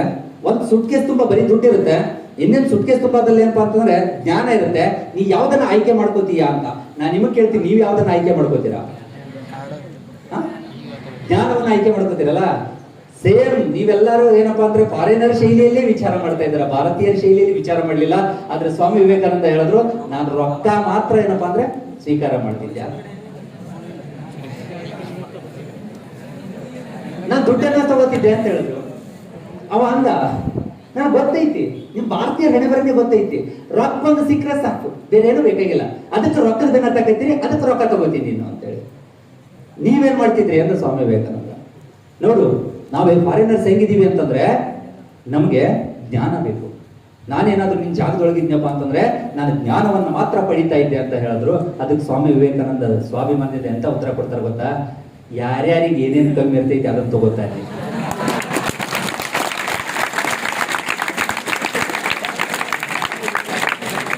ನಮ್ಮಲ್ಲಿ ಜ್ಞಾನ ಇದೆ. ಅದಕ್ಕಾಗಿನೇ ಏನಪ್ಪಾ ಅಂದ್ರೆ ಅವತ್ತಿನ ದಿನ ಇಡೀ ಜಗತ್ತು ಭಾರತದ ಎದುರಿಗೆ ಏನಪ್ಪಾ ಅಂದ್ರೆ ಮಂಡಿ ಉಳಿದಿತ್ತು. ಹೌದಾ? ತಕ್ಷಶಿಲಾ, ವಿಕ್ರಮಶಿಲಾ, ನಳಂದ ವಿಶ್ವವಿದ್ಯಾಲಯಗಳ ಎದುರಿಗೆ ಏನಪ್ಪಾ ಅಂದ್ರೆ ಪಾಳೆ ಹಚ್ಕೊಂಡು ನಿಂತಿದ್ದು. ಹುಯೆನ್ ಸಾಂಗ್ ಅಂತವರು, ಪಾಯಿಯಾನ್ ಅಂತವರು, ಅಬ್ದುಲ್ ರಜಾಕ್ ಅಂತವರು ಭಾರತ ದೇಶಕ್ಕೆ ಬಂದು ಜ್ಞಾನಕ್ಕಾಗಿ ಭಿಕ್ಷೆ ಬೇಡಿದ್ದು. ಭಾರತಕ್ಕೆ ಏನಪ್ಪಾ ಅಂದ್ರೆ ಕೇವಲ ಒಬ್ಬ ವಾಸ್ಕೋಡಿಗಾಮ ಭಾರತ ದೇಶಕ್ಕೆ ಬಂದು ಒಂದು ತುತ್ತು ಅನ್ನ ತಿಂದ ಅದರೊಳಗೆ ಬಳಸಿದ ಸಾಂಬಾರಿನ ವಾಸನೆ ಅವನ ಕೈಲಿ ತೋಲಿಲ್ಲ ಅನ್ನೋ ಕಾರಣಕ್ಕಾಗಿ ಸಾಂಬಾರಿನ ವಾಸನೆಗೆ ನಾಯಿ ಅಂತ ಏನಪ್ಪಾ ಅಂದ್ರೆ ಭಾರತ ದೇಶಕ್ಕೆ ಬರ್ತಾರೆ. ಅಂದ್ರೆ ಭಾರತದಲ್ಲಿ ಜ್ಞಾನ, ಭಾರತದಲ್ಲಿ ತಾಕತ್ತು ಹೆಂಗಿತ್ತು ವಿಚಾರ ಮಾಡಿ. ಸಾಮಾನ್ಯ ಭಾರತ ಅಲ್ಲ, ನೀವು ತಿಳ್ಕೊಂಡ್ರೆ ಭಾರತ ಅಲ್ಲ. ಭಾರತ ಬಹಳ ಉಚ್ಚ ಮಟ್ಟದಲ್ಲಿದೆ, ಬಹಳ ಶ್ರೇಷ್ಠ ಮಟ್ಟದಲ್ಲಿದೆ. ಒಬ್ಬ ಚೀನಾ ಯಾತ್ರಿಕ ಭಾರತ ದೇಶಕ್ಕೆ ಬಂದಂತ ಸಂದರ್ಭದೊಳಗ ಒಂದು ದೇವಸ್ಥಾನಕ್ಕೆ ಭೇಟಿ ಕೊಡಕ್ ಹೋಗ್ತಾನೆ. ಭೇಟಿ ಕೊಡಕ್ ಹೋದಂತ ಟೈಮ್ ಒಳಗೆ ಏನ್ ಹೇಳಿದ್ರು ಅಂತಂದ್ರೆ, ನಿಮ್ ಚಪ್ಪಲಿ ಹೊರಗೆ ಬಿಟ್ಟು ಬರ್ರಿ ಅಂತ ಹೇಳ್ತಾನೆ ಒಳಗಡೆ. ನಾವು ನಿಮ್ ಚಪ್ಪಲಿ ಹೊರಗೆ ಬಿಟ್ಟು ಬರ್ರಿ ಒಳಗಂತ ಹೇಳಿದಾಗ ಒಳಗ್ ಬಂದ ವ್ಯಕ್ತಿ ಕೇಳ್ದ, ಯಾಕೆ ಚಪ್ಪಲಿ ಹೊರಗೆ ಬಿಟ್ಟು ಬಾ ಅಂತ ಹೇಳಿದ್ರಿ? ಯಾಕಂದ್ರೆ ಭಾರತ ದೇಶದಲ್ಲಿ ದೇವಸ್ಥಾನ ಅಂದ್ರೆ ಪರಮ ಪವಿತ್ರ. ಈ ದೇವಸ್ಥಾನದಲ್ಲಿ ಕಾಲಿಡ್ಬೇಕು ಅಂದ್ರೆ ಚಪ್ಪಲಿ ಹಾಕೊಂಡು ಬರುವಂಗಿಲ್ಲ, ವಿದೇಶಿಯರು ನಿಮ್ಗೆ ಗೊತ್ತಿಲ್ಲ, ಅದಕ್ಕಾಗಿ ನಾನೇನಪ್ಪಾ ಅಂದ್ರೆ ಚಪ್ಪಲಿ ಹೊರಗೆ ಬಿಟ್ಟು ಬಾ ಅಂತ ಹೇಳಿದೆ ಅಂತ ಹೇಳಿದಾಗ ಆ ವ್ಯಕ್ತಿ ಹೇಳ್ತಾನೆ, ನಾನು ಭಾರತ ದೇಶಕ್ಕೆ ಬರಬೇಕಾದಂತ ಟೈಮ್ ಒಳಗೆ ಭಾರತದ ವೇದಗಳನ್ನು ಓದ್ದೆ, ಭಾರತದ ಉಪನಿಷತ್ತುಗಳನ್ನು ಓದ್ದೆ, ಭಾರತದ ವಚನ ಸಾಹಿತ್ಯವನ್ನು ಓದ್ದೆ, ಭಾರತ ದೇಶದ ಪುರಾಣಗಳನ್ನು ಓದ್ದೆ. ಎಲ್ಲವನ್ನು ಓದಿದ ನಂತರ ನಿಮಗೆ ಕೇವಲ ಭಾರತ ದೇಶದೊಳಗಿರುವಂತಹ ದೇವಸ್ಥಾನ ಪರಮ ಪವಿತ್ರ ಅಂದ್ರೆ ಇದನ್ನು ಓದಿದ ನಂತರ ಇಡೀ ಭಾರತವೇ ಪರಮ ಪವಿತ್ರ ಅಂತ ಗೊತ್ತಾಗಿ ಗಡಿಯಾಚೆನೆ ಚಪ್ಪಲಿ ಬಿಟ್ಟು ಬರೆಗಾಲಲ್ಲಿ ನಾ ಭಾರತಕ್ಕೆ ನಡ್ಕೊಂಡು ಬಂದೀನಿ ಅಂತ ಇದು ನನ್ನ ಭಾರತ, ಈ ಶ್ರೇಷ್ಠ ಭಾರತದ ಬಗ್ಗೆ ಯಾಕೆ ನಮಗೆ ಗೊತ್ತಿಲ್ಲ?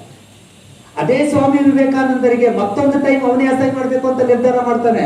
ಮೊದಲೇ ಏನಪ್ಪಾ ಅಂತಂದ್ರೆ ಬ್ರಿಟಿಷರು ಶ್ರೇಷ್ಠ, ಯಾರು ಶ್ವೇತವರ್ಣೀಯರು ಶ್ರೇಷ್ಠ, ಕಪ್ಪು ವರ್ಣೀಯರು ಕನಿಷ್ಠ, ಭಾರತೀಯರಂದ್ರೆ ಕಪ್ಪು ವರ್ಣೀಯರು, ಅದಕ್ಕಾಗಿ ಅವರನ್ನ ಏನಪ್ಪಾ ಅಂದ್ರೆ ಒಪ್ಕೊಳ್ಳೋಕೆ ಸಾಧ್ಯ ಇಲ್ಲ ಅಂತ ನಿರ್ಧಾರ ಮಾಡಿದಂತ ಬ್ರಿಟಿಷರು ನರೇಂದ್ರಗೆ ಹೇಳ್ತಾರೆ. ಒಂದ್ ಕಡೆ ಊಟ ಕೂತಿದ್ದ ಬ್ರಿಟಿಷ್ ವ್ಯಕ್ತಿ, ಊಟ ಕೂತಿದ್ದ ಪಕ್ಕದಲ್ಲಿ ಏನಪ್ಪಾ ಅಂದ್ರೆ ಸ್ವಾಮಿ ವಿವೇಕಾನಂದ ಬಂದು ಊಟ ಕೂತಾಗ ಎಂತ ಪ್ರಶ್ನೆ ಮಾಡ್ತಾನೆ ಗೊತ್ತಾ? ಮಿಸ್ಟರ್ ದತ್ತ, ಯಾವತ್ತಾದ್ರೂ ಹಂದಿ ಮತ್ತು ಪಾರಿವಾಳ ಒಂದೇ ಕಡೆ ಕೂತ್ಕೊಂಡು ಊಟ ಮಾಡಿದ ಉದಾಹರಣೆ ಇದೆಯಾ? ಹೆಂಗಿತ್ತು ನೋಡ್ರಿ ಘಟನೆ. ಯು ಕ್ಯಾನ್ ಜಸ್ಟ್ ಇಮ್ಯಾಜಿನ್ ಹೆಂಗಿರ್ಬೇಕಂತ ಒಂದ್ಸರ್ತಿ. ಹಂದಿ ಮತ್ತು ಪಾರಿವಾಳ ಒಂದೇ ಕಡೆ ಕೂತ್ಕೊಂಡು ಊಟ ಮಾಡಿದ ಉದಾಹರಣೆ ಇದೆಯಾ? ಬಹುಶಃ ನಾವಾದ್ರೆ ಕೈ ತಗೊಂಡು ಹೋಗ್ಬಿಡ್ತಿದ್ವಿ, ಇಲ್ಲ ಅಳ್ಕೋತಿ ಅಂತ ಹೋಗ್ತಿದ್ವಿ. ಎಷ್ಟು ಸಿಂಪಲ್ ಆನ್ಸರ್ ಕೊಡ್ತಾರೆ ಸ್ವಾಮಿ ವಿವೇಕಾನಂದ. ಕಾನ್ಫಿಡೆನ್ಸ್ ಹೆಂಗಿತ್ತು ಅನ್ನೋದಕ್ಕೆ. ಸರಿ ಸರ್, ನೀವಿಲ್ಲೇ ಕೊಡ್ರಿ, ಪಾರಿವಾಳ ಆಗಿ ಆಚೆ ಕಡೆ ಹಾರಿ ಹೋಗ್ತೀನಿ ಅಂದ್ರೆ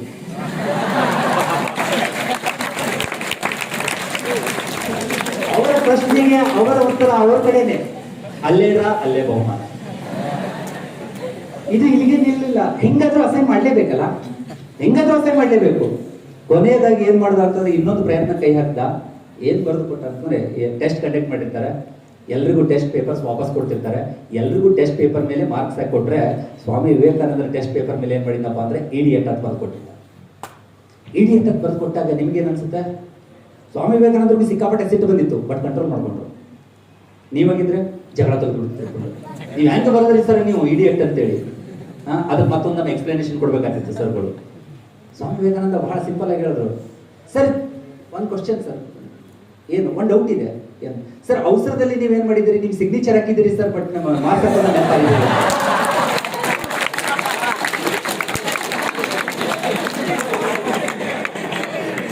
ನೋಡಿ ಎಷ್ಟು ಸಿಂಪಲ್, ದೊಡ್ಡದಾಗಿರುವಂತ ಸಮಸ್ಯೆ ಸಿಂಪಲ್ ಆನ್ಸರ್ ನಲ್ಲಿ ಬಗೆಹರಿಸ್ತಾರೆ ಅಂದ್ರೆ ಹೆಂಗಿದೆ?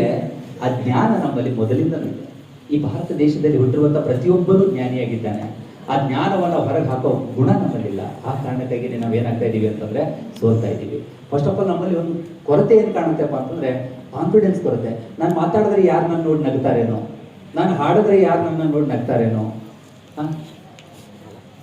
ಹಿಂಗೆ ಎಲ್ಲರೂ ಏನಪ್ಪಾ ಅಂತಾರೆ ಯಾರೋ ನನ್ನ ನೋಡಿ ನಗ್ತಾರೆ ಅಂತ ಹಿಂದಕ್ಕೆ ಸರ್ಕೊಂಡು ಹೋದ್ರೆ ನಮ್ಮಲ್ಲಿರುವಂತಹ ಪ್ರತಿಭೆ ಮೂಲೆಗುಂಪಾಗುತ್ತೆ ಹೊರತು ನಮ್ಮನ್ನು ಜಗತ್ತು ಯಾವತ್ತೂ ಗುರುತಿಸೋದಕ್ಕೆ ಸಾಧ್ಯ ಇಲ್ಲ. ಜಗತ್ತು ನಮ್ಮನ್ನು ಗುರುತಿಸಬೇಕಾಗಿತ್ತು ಅಂತಂದ್ರೆ ನಾವಾಗಿರ್ಬೇಕು. ಮತ್ತೆ ನಮ್ಮ ಸಾಧನೆ ಹೆಂಗಿರ್ಬೇಕು ಅಂತಂದ್ರೆ ಕೇವಲ ಅಕಾಡೆಮಿಕ್ಗಾಗಿನೇ ಸಾಧನೆ ಇರಬಾರ್ದು. ಸರ್ ಹೇಳಿದ್ರಲ್ಲ, ನಾನು 4 ಜನರಿಗೂ ಬೇರೆ ಬೇರೆ ಕೆಲಸಗಳು ಬಂದ್ರು ಕೂಡ ಬಿಟ್ಟೆ ಅಂತ ಯಾಕೆ ಹೇಳಿದ್ರು ಗೊತ್ತಾ? ಆ 4 ಜನರು ಒಂದೊಂದು ಕೆಲಸ ಹಿಡ್ಕೊಂಡು ಹೋಗಿದ್ರು ಅಂತಂದ್ರೆ ಇವತ್ತಿನ ದಿನ ನಿಮ್ಮ ಎದುರಿಗೆ ನಿಂತ್ಕೊಂಡು ಅವ್ರು ಮಾತಾಡ್ತಾನೂ ಇರ್ಲಿಲ್ಲ, ಅವ್ರ ಬಗ್ಗೆ ನಾನು ನಿಮ್ಮ ಎದುರಿಗೆ ಹೇಳ್ತಾನೂ ಇರ್ಲಿಲ್ಲ. ಯಾಕಂದ್ರೆ ಆ 4 ಜನ ಬಂದಂತ ಕೆಲಸ ಬಿಟ್ರು. ಯಾಕಪ್ಪ ಅಂತಂದ್ರೆ ಯಾವಾಗ್ಲೂ ಕಿಂಗ್ ಯಾರು ಬೇಕಾದ್ರೂ ಆಗ್ಬೋದು, ಕಿಂಗ್ ಮೇಕರ್ ಅಂತ ಏನಿದೆಯಲ್ಲ ಅದು ಕೆಲವು ಜನರು ಆಗ್ತಾರೆ. ಕಿಂಗ್ ಮೇಕರ್ ಆಗ್ಬೇಕು. ಹೆಂಗ್ ಕಿಂಗ್ ಮೇಕರ್ ಆಗ್ಬೇಕು? ನಾನು ಆಗ್ಲೇ ಹೇಳಿದೆ 70 ವರ್ಷದ ಯುವಕ ಅಂತ ಹೇಳಿದ್ನಲ್ಲ, ಹಂಗ ನಮ್ಮ ದೇಶದೊಳಗೆ ಒಬ್ಬ ಯುವಕ ಇದ್ದ, ಕಲ್ತಿಲ್ಲ, ಸಾಲಿನೇ ಗೊತ್ತಿಲ್ಲ, ಹೆಬ್ಬಟ್ಟೊತ್ತಾನೆ. ಹೆಬ್ಬಟ್ಟೊತ್ತುವಂತ ವ್ಯಕ್ತಿ ಏನ್ ಮಾಡ್ದ ಅಂತಂದ್ರೆ ತನ್ನ ಹೆಂಡತಿನ ಬಹಳ ಪ್ರೀತಿಸ್ತಾ ಇರುವಂತ ಹೆಂಡತಿ ದೇವಿ ನೀರ್ ತರ್ಲಿಕ್ಕೆ ಹೋಗ್ಬೇಕು. ಎಲ್ಲಿಗೆ ಹೋಗ್ತಾಳೆ ಅಂತಂದ್ರೆ ಬೇರೆ ಕಡೆ ಹೋಗಿ ನೀರ್ ತರಬೇಕು. ಬೇರೆ ಊರಿಗೆ ಹೋಗ್ಬೇಕಪ್ಪ ಅಂದ್ರೆ ಬೆಟ್ಟ ಹತ್ತಿ ಇಳ್ಕೊಂಡು ಹೋಗ್ಬೇಕು. ಬೆಟ್ಟ ಹತ್ತಿ ಇಳ್ಕೊಂಡು ಹೋಗ್ಲಿಲ್ಲ ಅಂತ ನೀರ್ ತರ್ಲಿಕ್ಕಾಗಲ್ಲ. ಹಿಂಗೆ ಬೆಟ್ಟ ಹತ್ತಿ ಇಳ್ಕೊಂಡು ಹೋಗ್ಬೇಕಾದಂತ ಟೈಮ್ ಒಳಗೆ ಕಾಲ್ ಜರ್ದು ಬಿದ್ದು ಸತ್ಲು. ಸತ್ತಾಗ ಏನಪ್ಪಾ ಅಂತಂದ್ರೆ ಎಲ್ಲರೂ ವಿಚಾರ ಮಾಡಿದ್ರು, ಅವನು ಬಹುಶಃ ಅವನ ಹೆಂಡತಿ ಇಲ್ಲ ಅಂದ್ರೆ ಅವ್ನು ಬದುಕಲ್ಲ, ಸಾಯ್ತಾನೆ ಅಂತ. ಅವನು ಸಾಯ್ಬೇಕಂತ ನಿರ್ಧಾರ ಮಾಡಿದ್ದ. ಆಮೇಲೆ ಅಂತ ಸತ್ರೆ ಏನ್ ಬರುತ್ತೆ? ನಾನ್ ಸಾಯ್ತೀನಿ, ನನ್ನ ಪ್ರೀತಿ ಸಾಯುತ್ತೆ, ಆದ್ರೆ ನನ್ನ ಪ್ರೀತಿ ಶಾಶ್ವತವಾಗಿ ಉಳಿಬೇಕು ಅಂದ್ರೆ ನಾನು ಏನ್ ಮಾಡ್ಬೇಕು ಅಂತಂದಾಗ ಸತತ 22 ವರ್ಷಗಳ ಕಾಲ ಒಬ್ಬನೇ ವ್ಯಕ್ತಿ ಏನ್ ಮಾಡ್ದ ಅಂತಂದ್ರೆ ಬೆಟ್ಟ ಕಡಿತಾನೆ. ಎಲ್ಲರೂ ಅವನಿಗೆ ಏನಂತಾರಂದ್ರೆ ಹುಚ್ಚ ಅಂತ ಕರೀತಾರೆ, ಹುಚ್ಚಂತಾರ ಅವನಿಗೆ. ನಿನ್ ಕೈಲಿ ಆತೈತೆ ಅಂತ 22 ವರ್ಷಗಳ ಕಾಲ ಒಬ್ಬನೇ ಬೆಟ್ಟ ಕಳೆದು ಇವತ್ತು ಮೌಂಟೇನ್ ಮ್ಯಾನ್ ಆಫ್ ಇಂಡಿಯಾ ಅಂತ ಕರೆಸ್ಕೊಳ್ತಾನಂತಂದ್ರೆ ಅವನ ಕಡೆ ಆಗಿದ್ದು ನಮ್ಮ ಕಡೆ ಯಾಕಾಗಲ್ಲ? ಆ 22 ವರ್ಷ ಕಳೆದಂತ ವ್ಯಕ್ತಿನೇ ದಶರಥ್ ಮಾಂಜಿ. ಇವತ್ತೇನಪ್ಪ ಅಂದ್ರೆ ಭಾರತದ ಬೆಟ್ಟದ ಮನುಷ್ಯ ಅಂತ. ಸಿಇಟಿ ಪ್ರಶ್ನೆ ಬರುತ್ತೆ ಸರ್, ಸಾಧನೆ ಅಂದ್ರೆ ಏನ್ ಹೇಳಿ? ನಿಮ್ ಪ್ರಕಾರ ಸಾಧನೆ ಅಂದ್ರೆ ಏನ್ ಹೇಳಿ? ರಿಸಲ್ಟ್ ಮಾಡಿ ಗೋಲ್ಡ್ ಮೆಡಲ್ ತಗೊಳ್ಳೋದು ಅದು ಒಂಥರ ಸಾಧನೆ, ಇಲ್ಲ ಅಂತ ಹೇಳ್ತಾ ಇಲ್ಲ. ಆದ್ರೆ ನಿಜವಾದ ಸಾಧನೆ ಅಂದ್ರೆ ಏನ್ ಗೊತ್ತಾ? ತಿನ್ನೋಕೆ ಆಹಾರ ಇಲ್ಲದೆ ಇರುವಂತ ಸಂದರ್ಭದಿಂದ ಆರಂಭ ಮಾಡಿ ತಿನ್ನೋಕೆ ಎಲ್ಲ ಇದ್ರು ತಿನ್ಲಕ್ ಟೈಮ್ ಇಲ್ಲ ಬದುಕಲ್ಲ ಮನುಷ್ಯ, ಅದು ಸಾಧನೆ. ಅದು ಸಾಧನೆ. ಆ ಸಾಧನೆ ಮಾಡ್ಬೇಕಾದ್ರೆ ಏನ್ ಮಾಡ್ಬೇಕು? ಆ ಸಾಧನೆ ಮಾಡ್ಬೇಕಾದ್ರೆ ಏನ್ ಮಾಡ್ಬೇಕು ಅಂದ್ರೆ ನಾವು ಗಟ್ಟಿ ಆಗ್ಬೇಕು, ದೃಢ ಆಗ್ಬೇಕು, ನಮ್ಮತನವನ್ನ ನಾವು ಗುರುತಿಸ್ಬೇಕು. ಬೇರೆ ದೇಶಕ್ಕಾಗಿ ನಾನು ಹೋಗಿ ಬೇರೆ ದೇಶವನ್ನು ಉದ್ಧಾರ ಮಾಡಿ ಇವತ್ತು ಅಮೆರಿಕದಂತ ರಾಷ್ಟ್ರದಲ್ಲಿ ಏನಪ್ಪಾ ಅಂದ್ರೆ ಟಾಪ್ ಮೋಸ್ಟ್ ಹುದ್ದೆಗಳಲ್ಲಿದ್ದವರೆಲ್ಲ ಯಾರು? ಭಾರತೀಯರು. ಹೇಳ್ಬೋದಿಲ್ಲ ಅಂತಲ್ಲ, ಆದ್ರೆ ಭಾರತಕ್ಕಾಗಿ ಅವ್ರು ಏನ್ ಮಾಡ್ತಾ ಇದ್ದಾರೆ ಅನ್ನೋ ಪ್ರಶ್ನೆ ಬಂದಾಗ ಅವರೆಲ್ಲ ಅಮೆರಿಕಕ್ಕೆ ದುಡಿತಾ ಇದ್ದಾರೆ. ಭಾರತಕ್ಕಾಗಿ ದುಡಿಯೋರು ಯಾರು ಅಂತಂದ್ರೆ ಈ ದೇಶ ಕಾಯುವಂತ ಸೈನಿಕ, ಈ ದೇಶದೊಳಗಿರುವಂತ ರೈತ, ಈ ದೇಶದೊಳಗಿರುವಂತ ಶಿಕ್ಷಕ. ಅದಕ್ಕೆ ನಾವು ಆದ್ಯತೆ ಕೊಡಬೇಕಲ್ಲ. ಎಂತ ರೈತರು, ಎಂತ ಸೈನಿಕರು ನಮ್ಮಲ್ಲಿ ಇರೋದು ಗೊತ್ತಾ?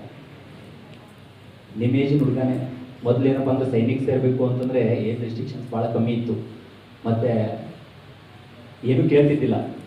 SSLC ಮುಗಿಬೇಕು, PUC ಮುಗಿಬೇಕಂತ ಏನು ಕೇಳ್ತಿದ್ದಿಲ್ಲ. ಆ ವ್ಯಕ್ತಿ ಸೈನಿಕ ಹೋದಂಥ ಟೈಮ್ ಒಳಗೆ ಅವನಿಗೆ 18 ವರ್ಷ. 18 ವರ್ಷದ ಹುಡುಗ ಯುದ್ಧ ಭೂಮಿಯಲ್ಲಿ ಯುದ್ಧ ಮಾಡ್ತಾ ಮಾಡ್ತಾ ಏನಪ್ಪಾ ಅಂತಂದ್ರೆ ಸಾಯ್ತಾನೆ. ಸತ್ತ ನಂತರ ಶತ್ರುಪಾಳ್ಯದ ಕೈಯಲ್ಲಿ ಏನಪ್ಪಾ ಅಂದ್ರೆ ಅವನು ಪಾರ್ಥಿವ ಶರೀರ ಸಿಗುತ್ತೆ. ಎಲ್ಲ ತಡ್ಕಾಡ್ತಾರೆ, ಯಾಕಂದ್ರೆ ಶರೀರ ಸಿಕ್ತಂದ್ರೆ ಫಸ್ಟ್ ನೋಡ್ತಾರೆ ಏನು ಒಳಗೆ ಏನಾದ್ರು ಇಟ್ಟಿದ್ದಾನ, ಬಾಂಬ್ ಗೇಮ್ ಇಟ್ಟಿದ್ದಾನ, ಅಥವಾ ಏನಾದರೂ ಒಂದು ಡೈರಿ ಸಿಗುತ್ತೆ. ಆ ಡೈರಿ ಓಪನ್ ಮಾಡ್ತಾನೆ. ಮಾಡಿದ ತಕ್ಷಣ ಶತ್ರು ಸೈನಿಕ ಎದ್ದ ಮೇಲೆ ಸೆಲ್ಯೂಟ್ ಹೊಡಿತಾನೆ. ಶತ್ರು ಸೈನಿಕ ಡೈರಿ ಓಪನ್ ಮಾಡಿದ ತಕ್ಷಣ ಸೆಲ್ಯೂಟ್ ಹೊಡಿತಾನೆ. ಯಾಕೆ ಸೆಲ್ಯೂಟ್ ಹೊಡೆದಿರ್ಬೇಕು? ಅವನೇನು ಅವ್ರ ಕಡೆಯವನಲ್ಲ, ಆದ್ರೂ ಅವನು ಆಟೋಮೆಟಿಕ್ ಅವನಿಗೆ ಗೊತ್ತಿಲ್ಲ ಸೆಲ್ಯೂಟ್ ಯಾಕೆ ಹೊಡೆದೆ ಅಂತ. ಆನಂತರ ವಿಚಾರ ಮಾಡ್ತಾನೆ, ಸೆಲ್ಯೂಟ್ ಹೊಡಿತಾನೆ. ಆ ಡೈರಿಲಿ ಏನು ಬರೆದಿತ್ತು ಅಂತಂದ್ರೆ, ಭಾರತ ಮಾತೆಯ ಸೇವೆಗಾಗಿ ನಾನು ದುಡಿಯುವಂತಹ ಸಂದರ್ಭದಲ್ಲಿ ಭಾರತ ಮಾತೆಗಾಗಿ ನಾನು ಹೋರಾಡುವಂತ ಸಂದರ್ಭದಲ್ಲಿ ಒಂದು ವೇಳೆ ಸಾವು ನನ್ನ ಎದುರಿಗೆ ಬಂದ್ರೆ ಆ ಸಾವನ್ನು ಕೂಡ ಸಾಯಿಸ್ತೀನಿ ಅಂತ ಬರ್ತಿದ್ನಲ್ಲ ಆ ಸೈನಿಕನ ಮಾತನ್ನ ಕೇಳಿ ಸೆಲೆವು ಹೊಡಿತಾನೆ ಅಂತ ಸೈನಿಕ ನನಗೆ. ಕಾರ್ಗಿಲ್ ಯುದ್ಧ ಬಹುಶಃ ನಿಮ್ಗೆ ಗೊತ್ತಿಲ್ಲ, ಬರೀ ಕೇಳಿದ್ದೀರಿ. ನಾನು 7th ಕ್ಲಾಸು ಕಾರ್ಗಿಲ್ ಯುದ್ಧದ ಟೈಮಲ್ಲಿ ನಮಗೊಂದು ಹುರುಪು ಅವಾಗ ಕೈಯಾಗ ಒಂದು ಬಾಕ್ಸ್ ಹಿಡ್ಕೊಂಡೇನಪ್ಪಾ ಅಂತ ನಿಧಿ ಸಂಗ್ರಹ ಮಾಡ್ಲಿಕ್ಕೆ ಹೋಗೋದು. ನಾ ಲಿಟ್ರಲಿ ಹೇಳ್ತೀನಿ, ಭಿಕ್ಷೆ ಅಂತ ಏನ್ ಕರಿತೀರಲ್ಲ, ಭಿಕ್ಷೆ ಹೆಂಗ್ ಬೇಡಬೇಕು ಅಂತಂದ್ರೆ ಆ ಭಿಕ್ಷೆಗೊಂದು ಅರ್ಥ ಇರಬೇಕು ಅಂತ ಅವತ್ತೇ ಕಂಡ್ಕೊಂಡಿದ್ದೀನಿ. ನಿಜವಾಗ್ಲು ನಾವೆಲ್ಲರೂ ಭಿಕ್ಷಕರೇ, ಇಲ್ಲಿ ಮೇಲ್ ಕೂತಿರೋರು ಭಿಕ್ಷಕರೇ, ಮುಂದ್ ಕೂತಿರುವಂತ ನೀವು ಭಿಕ್ಷಕರೇ, ನಾವು ಭಿಕ್ಷಕರೇ. ಯಾಕೆ ಗೊತ್ತಾ, ನಮ್ಮ ಹತ್ರ ಇನ್ನೊಬ್ರು ಭಿಕ್ಷೆ ಬೇಡ್ತಾನೆ, ನಾವು ಮತ್ತೊಬ್ಬರ ಹತ್ರ ಭಿಕ್ಷೆ ಬೇಡ್ತೀವಿ. ಎಲ್ಲರೂ ಒಂದಲ್ಲ ಒಂದ್ ರೀತಿಲಿ ಬೇಡವ್ರು ಇದೀವಿ, ಕೊಡೋರು ಯಾರು ಇಲ್ಲ. ಕೊಡೋ ಗುಣ ಯಾವತ್ ಬರ್ತೈತಿ ಅನ್ನೋದು ನನಗೆ ಅವತ್ತು ಅರ್ಥ ಆಗಿತ್ತು. ಆ ಸೈನಿಕರಿಗಾಗಿ ನಾನು ತಗೊಂಡು ಹೋಗ್ತಿರ್ಬೇಕಂತ ನಿಧಿ ಸಂಗ್ರಹ ಮಾಡ್ಬೇಕಾದಂತ ಟೈಮ್ ಒಳಗೆ ಹುಬ್ಳಿ ಒಳಗೆ ಒಂದು ಘಟನೆ ನಡೀತು. ಏನಂದ್ರೆ ಒಬ್ಳು ಅಜ್ಜಿ ಭಿಕ್ಷೆ ಬೇಡ್ತಿದ್ಲು. ಅವಳು ಭಿಕ್ಷೆ ₹1 ₹2 ಭಿಕ್ಷೆ ಬೇಡ ಅಜ್ಜಿಗೆ ಹೋಗಿ ಏನಂದ್ವಿ ನಾವು, ಅಜ್ಜಿ ನಮಗೆ ನಿಧಿ ಸಂಗ್ರಹ ಮಾಡಾಕತ್ತಿದ್ದೀವಿ. ಆ ನಿಧಿ ಸಂಗ್ರಹ ಮಾಡ್ಬೇಕಾದಂತ ಟೈಮ್ ಒಳಗೆ ಎದಕ್ಕಪ್ಪ ಅಂತಂದ್ರೆ, ಇಲ್ಲ ಭಾರತ ದೇಶಕ್ಕಾಗಿ ಹೋರಾಟ ಮಾಡ್ತಾ ಬಹಳಷ್ಟು ಜನ ಸೈನಿಕರು ಸಾಯ್ಲಿಕತ್ತಾರ, ಅವ್ರ ಫ್ಯಾಮಿಲಿ ಏನಪ್ಪಾ ಅಂದ್ರೆ ನಿರಾಶ್ರಿತರಾಗ್ತಾರ, ಅವ್ರಿಗೆ ಅನುಕೂಲ ಆಗ್ಲಿ ಅನ್ನೋ ಕಾರಣಕ್ಕಾಗಿ ಹಣ ಸಂಗ್ರಹ ಮಾಡಿಕೊಳ್ಳಕತ್ತೀವಿ, ನೀ ಏನ್ ಕೊಡ್ತೀನಿ ನೋಡಿ. ಸುಮ್ಮನೆ ಕಾಡ್ಸೋದಕ್ಕಾಗಿ ಕೇಳಿದ್ದು. ಆ ಮುದುಕಿ ಏನ್ ಮಾಡಿದ್ಲು ಗೊತ್ತಾ, ಇಡೀ ದಿನ ಏನ್ ಗೋಳೆ ಮಾಡಿದ್ಲು, ಎಲ್ಲಾ ಚಿಲ್ಲರ್ ತಗೊಂಡೇನಪ್ಪ ಅಂದ್ರೆ ಬಾಕ್ಸ್ನಾಗ ಹಾಕೋದು. ಅಂದ್ರೆ ನಮ್ಮ ದೇಶದ ಭಿಕ್ಷಕರು ಕೂಡ ದೊಡ್ಡ ದೊಡ್ಡ ದಾನಿಗಳು ಅಂತ ಪ್ರೂವ್ ಮಾಡ್ತಾರೆ. ಇದು ನನ್ನ ಭಾರತ. ನಿಮ್ಮ ಜೀವನದಲ್ಲಿ ಒಂದು ನೆನಪಿಟ್ಕೊಂಡ್ಬಿಡಿ, ಕೊಡೋದಾದ್ರೆ ಅನ್ನ ಕೊಡಿ, ಬೇಡೋದಾದ್ರೆ ಜ್ಞಾನ ಬೇಡಿ. ಇವೆರಡನ್ನು ಇಟ್ಕೊಂಡ್ರೆ ಮಾತ್ರ ಜೀವನದಲ್ಲಿ ಏನ್ ಬೇಕಾದ್ರೂ ಮಾಡ್ಬೇಕು ಸಾಧ್ಯ. ಇವತ್ತು ನಾನು ಇಲ್ಲಿ ನಿಂತ್ಕೊಂಡು ಮಾತಾಡ್ತಾ ಇದ್ದೀನಿ ಸರ್, ನನ್ನಲ್ಲಿ ಇಲ್ಲಿ ಇನ್ವೈಟ್ ಮಾಡಿ ಕರೀತಾ ಇದ್ದಾರೆ ಅಂತಂದ್ರೆ ಯಾರೋ ಇನ್ಫ್ಲೂಯೆನ್ಸ್ ಮಾಡಿದ್ದಕ್ಕಾಗಿ ಅಲ್ಲ, ನಾನು ಹಾಕಿರೋ ಎಫರ್ಟ್ಗಾಗಿ, ನಾನು ಓದ್ಕೊಂಡಿರುವಂತ ವಿಚಾರಕ್ಕಾಗಿ, ಬೇರೆ ಯಾವುದಕ್ಕೂ ಅಲ್ಲ. ಸೊ ಇವತ್ತು ನಿಮ್ಮನ್ನ ಬೇರೆ ಕಡೆ ಎಲ್ಲೋ ಕರೀತಾರೆ ಅಂತಂದ್ರೆ ಯಾವುದಕ್ಕಾಗಿ, ನಿಮ್ಮಲ್ಲಿರುವಂತ ಜ್ಞಾನಕ್ಕಾಗಿ. ಇವತ್ತು ಈ ಜಗತ್ತು ಗುರುತಿಸೋದೇನು ಗೊತ್ತಾ, ಸ್ವಲ್ಪ ದಿನದ ಮಟ್ಟಿಗೆ ನೀವು ಅನ್ಬೋದು ಶ್ರೀಮಂತ ಬಡವ ಅದು ಇದು ಮಣ್ಣ ಮಸಿ ಅಂತ, ಆದ್ರೆ ಕೊನೆಗೆ ಏನಪ್ಪಾ ಅಂತಂದ್ರೆ ಉಳಿಯೋದು ಯಾರು ಗೊತ್ತಾ, ಯಾರು ಸಮಾಜಕ್ಕಾಗಿ ದುಡಿದಿದ್ದಾರೆ, ಯಾರು ಸಮಾಜದಲ್ಲಿ ಉಳಿದಿದ್ದಾರೆ, ಅವ್ರು ಮಾತ್ರ ಉಳಿಯೋದಕ್ಕೆ ಸಾಧ್ಯ, ನೆನಪುಳಿಯೋದಕ್ಕೆ ಸಾಧ್ಯ. ಏಕೆಂದ್ರೆ ಕೇಳಿ, ನಿಮ್ಗೆ ನಿಮ್ಮ ಅಪ್ಪನ ಹೆಸರು ಗೊತ್ತಿದೆಯಾ? ಗೊತ್ತು. ಅವ್ರ ಅಪ್ಪನ ಹೆಸರು ಗೊತ್ತಿದೆಯಾ? ಗೊತ್ತು. ಅವ್ರ ಅಪ್ಪನ ಹೆಸರು ಪಕ್ಕದಲ್ಲಿದ್ದಾವೆ ಕೇಳಿ. ಅವ್ರ ಅಜ್ಜಿನ ಹೆಸರು ಗೊತ್ತಿದೆಯಾ ನಿಮ್ಗೆ? ಅವ್ರ ಅಜ್ಜನ ಹೆಸರು ಗೊತ್ತಿದೆಯಾ? ಇಲ್ಲ. ಸ್ವಾಮಿ ವಿವೇಕಾನಂದ ಗೊತ್ತಾ? ಸುಭಾಷ್ ಚಂದ್ರ ಬೋಸ್ ಗೊತ್ತಾ? ಜವಾಹರ್ಲಾಲ್ ನೆಹರು ಗೊತ್ತಾ? ಲಾಲ್ ಬಹದ್ದೂರ್ ಶಾಸ್ತ್ರಿ ಗೊತ್ತಾ? ಇವರೆಲ್ಲ ಯಾಕೆ ಗೊತ್ತಾದ್ರು? ಅವ್ರೇ ನಿಮ್ಮ ಮುದ್ದೆಗಳ ಅಲ್ಲಲ್ಲ. ನಮ್ಮ ಅಜ್ಜಂದ್ರು ಇದ್ರು, ನಮ್ಮ ಅಜ್ಜಂದ್ರು ಬರೀ ನಮ್ಮ ಮನೆಗೋಸ್ಕರ ಬದುಕ್ಯಾರ, ಆ ಅಜ್ಜಂದ್ರು ಈ ದೇಶಕ್ಕೋಸ್ಕರ ಬದುಕ್ಯಾರ. ಅದಕ್ಕಾಗಿ ಅವ್ರ ನೆನಪದ. ನಿಮ್ಮನ್ನು ನಾಳೆ ನೆನಪಿಡ್ಬೇಕಪ್ಪ ಅಂದ್ರೆ ನೀವು ಎದಕ್ಕಾಗಿ ಬದುಕಬೇಕು? ಈ ದೇಶಕ್ಕಾಗಿ ಬದುಕಬೇಕು. ಈ ದೇಶಕ್ಕಾಗಿ ಬದುಕಿದಾಗ ಮಾತ್ರ ಈ ದೇಶ ನಿಮ್ಮನ್ನು ಗುರುತಿಸೋದಕ್ಕೆ ಸಾಧ್ಯ. ಸಾಧನೆ ಇಲ್ಲದೆ ಸತ್ರೆ ಸಾವಿಗೆ ಅವಮಾನ, ಆದರ್ಶ ಇಲ್ಲದೆ ಬದುಕಿದ್ರೆ ಬದುಕಿಗೆ ಅವಮಾನ ಅಂತ ಏನಾದ್ರೂ ಸಾಧನೆ ಮಾಡಿಸ್ತಾ ಇರಿ. ಅದಕ್ಕೆ ಹೇಳ್ತಾರೆ ಒಂದ್ ಕಡೆ ಅಂಬೇಡ್ಕರ್ ಅವರು ಬರೆದ್ರು, ಏನು ಯಾರಾದರೂ ನಿನ್ನನ್ನು ಗುರುತಿಸುವಂತೆ ಏನಾದರೂ ಬರೆದಿಟ್ಟು ಹೋಗು, ಅಥವಾ ಯಾರಾದರೂ ನಿನ್ನ ಬಗ್ಗೆ ಬರೆಯುವಂತೆ ನೀನ್ ಏನಾದರೂ ಮಾಡಿಟ್ಟು ಹೋಗು, ಅಂದ್ರೆ ಮಾತ್ರ ನಿನ್ನ ಜಗತ್ತು ನೆನಪಿಸ್ತೈತಿ ಅಂತೇಳಿ. ನೀವು ಕೇಳ್ಬೋದು, ಇಷ್ಟೆಲ್ಲ ಮಾತಾಡ್ತಿರಲ್ಲ ಸರ್, ನೀವೇನ್ ಸಾಧನೆ ಮಾಡಿರಿ ಅಂತ ಕೇಳ್ಬೋದು. ಹೌದಲ್ಲ? ಇಲ್ಲಿ ನಿಂತ್ಕೊಂಡು ಹೇಳ್ಬೋದ್ರಿ, ಸುಭಾಷ್ ಚಂದ್ರ ಬೋಸ್ ಆಗು, ನೀನು ಭಗತ್ ಸಿಂಗ್ ಆಗು, ಚಂದ್ರಶೇಖರ್ ಆಜಾದ್ ಆಗು ಅಂತ ಹೇಳ್ಬೋದು. ನೀವ್ಯಾಕೆ ಆಗಲಿಲ್ಲ ಅನ್ನೋ ಪ್ರಶ್ನೆ ಬಂತಪ್ಪ ಅಂತಂದ್ರೆ ಅವಾಗ ಉತ್ತರ ಕೊಡ್ಲೇಬೇಕಲ್ಲ. ಅದಕ್ಕೆ ನಾನು ಯಾವತ್ತು ಯಾರನ್ನು ಸುಭಾಷ್ ಚಂದ್ರ ಬೋಸ್ ಆಗು, ಸ್ವಾಮಿ ವಿವೇಕಾನಂದ ಆಗು ಅಂತ ಯಾರ ಹತ್ರನೂ ಹೇಳಲ್ಲ. ಯಾಕಪ್ಪ ಅಂತಂದ್ರೆ ಈ ಜಗತ್ತಿಗೆ ಸುಭಾಷ್ ಚಂದ್ರ ಬೋಸ್ನು ಒಬ್ಬನೇ, ಸ್ವಾಮಿ ವಿವೇಕಾನಂದನ ಒಬ್ಬನೇ. ಓನ್ ಬ್ರ್ಯಾಂಡ್ ಕ್ರಿಯೇಟ್ ಆಗ್ಬೇಕು. ಅದು ಮಂಜುನಾಥ್ ಜುನಗೊಂಡಲ್ಲ, ಮಂಜುನಾಥ್ ಜುನಗೊಂಡನೋ ಬ್ರ್ಯಾಂಡೇ ಇರಬೇಕು. ಯಾಕಂದ್ರೆ ಪ್ರತಿಯೊಬ್ಬರ ಜೀವನದಲ್ಲಿ ದೀಪಾವಳಿ ಬಂದೇ ಬರ್ತೈತಿ. ಪಟಾಕಿ ಯಾರ್ದಾದ್ರೂ ಆಗಿರ್ಲಿ, ಬೆಂಕಿ ಹಚ್ಚೋರು ಮಾತ್ರ ನಾವಾಗಿರ್ಬೇಕು. ಇದು ಜೀವನ. ಇಷ್ಟೇ. ಅಂದ್ರೆ ಈ ಜಗತ್ತು ಗುರುತಿಸೋದು ಸಾಧನೆ ಮೇಲೆ ಅಂತಂದ್ರೆ ಸಾಧನೆ ಮಾಡ್ಬೇಕಾಗಿರೋದು ನಿಮ್ಮೆಲ್ಲರ ಜವಾಬ್ದಾರಿ. ಸೊ ಸಾಧಕರಾಗ್ಲಿ ಅನ್ನೋ ದೃಷ್ಟಿಯಿಂದ ಸ್ಪಂದನಾ ಸಂಸ್ಥೆಯವರು ಪ್ರತಿ ಕ್ಷಣವೂ ನಿಮ್ಗೆ ಏನಪ್ಪಾ ಅಂತಂದ್ರೆ, ನೀವು ಹೇಳಿದ್ರಲ್ಲ, ಲಾಕ್ ಡೌನ್ ನಲ್ಲಿ ಇಡೀ ಭಾರತನೇ ಬಾಗಿಲು ಮುಚ್ಕೊಂಡು ಕೂತಿತ್ತು. ನಾಟ್ ಓನ್ಲಿ ಭಾರತ, ಇಡೀ ವರ್ಲ್ಡ್ ಏನಪ್ಪಾ ಅಂದ್ರೆ ಬಾಗಿಲ ಮುಚ್ಕೊಂಡು ಕೂತಿತ್ತು. ಆದ್ರೆ ಬಾಗಿಲು ಮುಚ್ಕೊಂಡು ಕುಂತಂತ ಸಂದರ್ಭದೊಳಗೂ ಏನಪ್ಪಾ ಅಂದ್ರೆ ಕಿಟಕಿಯಿಂದ ಕಿರಣಗಳನ್ನ ಹರಿಸುವಂತ ಕೆಲಸ ಮಾಡೋದು ಸಾಮಾನ್ಯನ? ಎಲ್ಲರೂ ಅನ್ಕೊಂಡಿರ್ತೀರಿ ಸೂರ್ಯ ಮುಳುಗದನೆಂದು ಅಳ್ತಾ ಕುಳಿತರೆ ನಕ್ಷತ್ರಗಳನ್ನು ನೋಡುವಂತ ಅವಕಾಶವನ್ನೇ ಕಳೆದುಕೊಳ್ತೀವಿ ಅಂತ. ಸರ್ ಲಾಕ್ಡೌನ್ ಆಯ್ತು, ಹಿಂಗಾದ್ರೆ ಏನ್ ಬಿಡ್ರಿ ಸರ್, ಲಾಕ್ಡೌನ್ ಆಗಿಂದ ಎಲ್ಲಾನು ಮುಚ್ಚಾದ ನಾವು ಮುಚ್ಕೊಂಡು ಕೂತ್ರೆ ನಡೀತಿತ್ತು ಅಂತ ಏನಾದ್ರು ಅವ್ರು ಅನ್ಕೊಂಡಿದ್ರು ಅಂದ್ರೆ ಇವತ್ತು ಅಷ್ಟು ರಿಸಲ್ಟ್ ಕೂಡ ಆಗ್ತಿದ್ದಿಲ್ಲ. ಇವತ್ತು ಅವ್ರು ರಿಸಲ್ಟ್ ಕೊಟ್ಟಿದ್ದಾರೆ ಅಂತಂದ್ರೆ ಭರವಸೆ ಅವರಲ್ಲಿತ್ತು. ಆ ಭರವಸೆ ಎಲ್ಲಿಂದ ಬಂತು ಅಂತಂದ್ರೆ ಆ 4 ಜನರಲ್ಲಿ ಕಾನ್ಫಿಡೆನ್ಸ್ ಇತ್ತು. ಆ 4 ಜನರ ಜೊತೆಲಿ ಯಾವಾಗ್ಲೂ ಹೆಂಗಿದೆ ಗೊತ್ತಾ, ಚಂದ್ರಗುಪ್ತ ಮೌರ್ಯ ಮೌರ್ಯ ಸಾಮ್ರಾಜ್ಯವನ್ನು ಕಟ್ಟಿದ್ರು ಕೂಡ ಮೌರ್ಯ ಸಾಮ್ರಾಜ್ಯದ ನಿರ್ಮಾಣಕ್ಕೆ ಕೇವಲ ಚಂದ್ರಗುಪ್ತ ಮೌರ್ಯ ಮಾತ್ರ ಕಾರಣ ಆಗಲ್ಲ, ಅವ್ರು ನಿಂತಿರುವಂತಹ ಸೈನಿಕ ಪಡೆನೂ ಕಾರಣ ಆಗುತ್ತೆ. ಇವರಿಂದ ಒಂದು ದೊಡ್ಡ ಪಡೆನೇ ಇದೆ. ಆ ಪಡೆ ಇವತ್ತು ಈ ಯಶಸ್ವಿಯಾಗಿರುವಂತಹ ಸಂಸ್ಥೆಯನ್ನು ನಡೆಸಲಿದೆ. ಆ ಕಾರಣದಿಂದ ಹೇಳ್ತಾ ಇರೋದು, ಭರವಸೆ ಅನ್ನೋದು ಮನುಷ್ಯನಿಗಿದ್ರೆ ಏನ್ ಬೇಕಾದ್ರೂ ಸಾಧನೆ ಮಾಡೋದಕ್ಕೆ ಸಾಧ್ಯ. ಕಾಲು ಕಳ್ಕೊಂಡು ರೈಲ್ವೆ ಆಕ್ಸಿಡೆಂಟ್ ಅಲ್ಲಿ ಕಾಲು ಕಳ್ಕೊಂಡಂತ ಹೆಣ್ಮಗಳು ಇಲ್ಲಿಗೆ ನನ್ನ ಜೀವನ ಮುಗೀತು ಅಂತ ಸಾಯ್ಬೇಕು ಅನ್ನುವಂಥ ಟೈಮಲ್ಲಿ ಸ್ವಾಮಿ ವಿವೇಕಾನಂದರ ಒಂದು ಸ್ಲೋಗನ್ ಅನ್ನ ಓದಿ ಬದಲಾವಣೆ ಆಗ್ಬೇಕು ಅಂತ ಹೊರಟು ಮುಂದೊಂದು ದಿನ ಕಾಲಿಲ್ಲದೆ ಇರುವಂತ ಹುಡುಗಿ ಮೌಂಟ್ ಎವರೆಸ್ಟ್ ಏರಿ ಇವತ್ತು ಅರುಣಿಮಾ ಸಿಂಗ್ ಅಂತ ಗುರುತಿಸ್ಕೊತಾಳೆ ಅಂತಂದ್ರೆ ನಮ್ಮ ಕೈಯ ಕಾಲ ಎಲ್ಲ ನೆಟ್ಟಗದಾವಲ್ರಿ, ನಮ್ಗೇನಾಗೈತಿ, ನಾವು ಏನಾದ್ರು ಸಾಧನೆ ಮಾಡ್ಬೇಕಲ್ಲ. ಸಾಧನೆ ಮಾಡಿದಾಗ ಮಾತ್ರ ಈ ಜಗತ್ತು ನಮ್ಮನ್ನ ಗುರುತಿಸುತ್ತೆ. ಇಲ್ಲಿಲ್ಲ ಅಂತಂದ್ರೆ 10ರೊಳಗೆ 11 ನಾವು ಬದುಕ್ತೀವಿ. ಇಲ್ಲ ಅಂತಲ್ಲ, ನೌಕರಿ ಮಾಡ್ತೀವಿ, ರೊಕ್ಕ ಮಾಡ್ತೀವಿ, ಮನೆ ಕಟ್ತೀವಿ, ಮದುವೆ ಆಗ್ತೀವಿ, ಮಕ್ಕಳಾದ್ರು ಸಂಸಾರ ಮಾಡಿ ಜೀವನ ಮಾಡಿ ಸತ್ತೋದ್ವಿ, ಅಷ್ಟಕ್ಕಷ್ಟೇ ಸೀಮಿತ ಆಗ್ತೀವಲ್ಲ. 4 ಜನ ಗುರುತಿಸುವಂತೆ ಮಾಡಬೇಕು. 4 ಜನ ಗುರುತಿಸುವಂಗೆ ಏನಾದ್ರು ನನ್ನ ನಂಬಿಕೆ ಇದೆಪ್ಪ, ನಾನು ಮಾಡ್ತಿದ್ದೀನಿ. ನಾನೀಗ 4 ಪುಸ್ತಕ ಬರೆದೆ, 4 ಪುಸ್ತಕಗಳು ಮಾರ್ಕೆಟಿಗೆ ಬಂದು ನಾಳೆ ನಾ ಸತ್ ನಂತರನೂ ಏನಪ್ಪಾ ಅಂದ್ರೆ ಆ 4 ಪುಸ್ತಕಗಳು ಯಾರು ಓದ್ತಾರಲ್ಲ, ಯಾವ ಬರ್ದಾನೋ ಇವ ಅಂತಾರಲ್ಲ, ನಾ ಬದುಕ್ರೆ, ನಾನು ಬದುಕ್ರೆ, ನಾನು ಸಾಯ್ದೆ. ಸೊ ಹಂಗೆ ನೀವೇನಾದ್ರೂ ಮಾಡಿ, ನೀವೇನಾದ್ರೂ ಮಾಡಿದಾಗ ಸರ್ ಹೇಳಿದ್ರಲ್ಲ ರೋಲ್ ಮಾಡೆಲ್ ಯಾರು ಅಂತ ಕೇಳಿದಾಗ ಎಷ್ಟು ಕಾನ್ಫಿಡೆಂಟ್ ಆಗಿ ಹೇಳಿದ್ರು ಸರ್, ರಿಯಲಿ ಬಹಳ ಖುಷಿ ಅನಿಸ್ತು ನನಗೆ ಆ ಮಾತು ಕೇಳಿ. ನಿಮಗೆ ನಾವೇ ರೋಲ್ ಮಾಡೆಲ್ ಅಂತ ಹೇಳಿದ್ರಲ್ಲ, ಇದು ಬೇಕಾಗಿದೆ. ನಿಜವಾಗ್ಲೂ ನಮ್ಮ ಶಿಕ್ಷಣ ವ್ಯವಸ್ಥೆಯಲ್ಲಿ ಬೇಕಾಗಿರೋದೇ ಇದೆ. ಯಾರನ್ನೂ ರೋಲ್ ಮಾಡೆಲ್ ಆಗಿ ತೋರಿಸಿ ನೀವು ಅವರಂಗಾಗು ಅಂತ ಹೇಳೋದಲ್ಲ, ನೀ ನನ್ನಂಗಾಗು ಅಂತ ಹೇಳ್ತಾರಲ್ಲ, ಅದು ನಿಜವಾದಂತ ತಾಕತ್ತಿರೋದು, ನಿಜವಾದಂತ ಕೆಪಾಸಿಟಿ ಇರ್ತದೆ. ಅದನ್ನ ಅವತ್ತು ಮಾತ್ರ ಏನಪ್ಪಾ ಅಂದ್ರೆ ಇಡೀ ಜಗತ್ತು ನಿಮ್ಮನ್ನ ಗುರುತಿಸುತ್ತೆ. ಕೊನೆಯದಾಗಿ ಸ್ವಾಮಿ ವಿವೇಕಾನಂದರ ಒಂದು ವಿಚಾರ ಹೇಳಿ ನನ್ನ ಮಾತನ್ನ ಮುಗಿಸ್ತೀನಿ. ಕಾನ್ಫಿಡೆನ್ಸು ಮತ್ತು ದೇಶದ ಬಗ್ಗೆ ಅಭಿಮಾನ ಇವೆರಡನ್ನು ಯಾವತ್ತೂ ಕಳ್ಕೊಳ್ಳೋಕೆ ಹೋಗ್ಬೇಡಿ. ಮತ್ತು ಭಾಷೆಯ ಮೇಲೂ ಕೂಡ ನಿಮಗೆ ಅಭಿಮಾನ ಇರಲಿ, ಭಾಷೆಯ ಮೇಲೂ ಕೂಡ ನಿಮಗೆ ಅಭಿಮಾನ ಇರಲಿ. ಹಂಗಂತೇಳಿ ಸರ್ ನಾವು ಕನ್ನಡಿಗರು, ನಾವು ಕನ್ನಡವನ್ನೇ ಮಾತಾಡ್ತೀವಿ, ಇಂಗ್ಲೀಷ್ ಹೊಟ್ಟೆ ಕಲಿಯಲ್ಲ. ಸರ್ ಬಹಳಷ್ಟು ಜನ ಕನ್ನಡ ಅಭಿಮಾನಿಗಳನ್ನ ನಾನು ಕಂಡಿದ್ದೀನಿ, ಯಾಕಂದ್ರೆ ಅವ್ರಿಗೆ ಇಂಗ್ಲೀಷ್ ಬರಲ್ಲ. ಆದ್ರೆ ನಿಜವಾದ ಕನ್ನಡ ಅಭಿಮಾನಿಗಳು ಯಾರು ಗೊತ್ತಾ? ಇಂಗ್ಲೀಷ್ ಬಂದು ಇಂಗ್ಲೀಷ್ ಯಾರು ಮಾತಾಡಲ್ಲ ಅವರು ನಿಜವಾದ ಕನ್ನಡ ಅಭಿಮಾನಿಗಳು.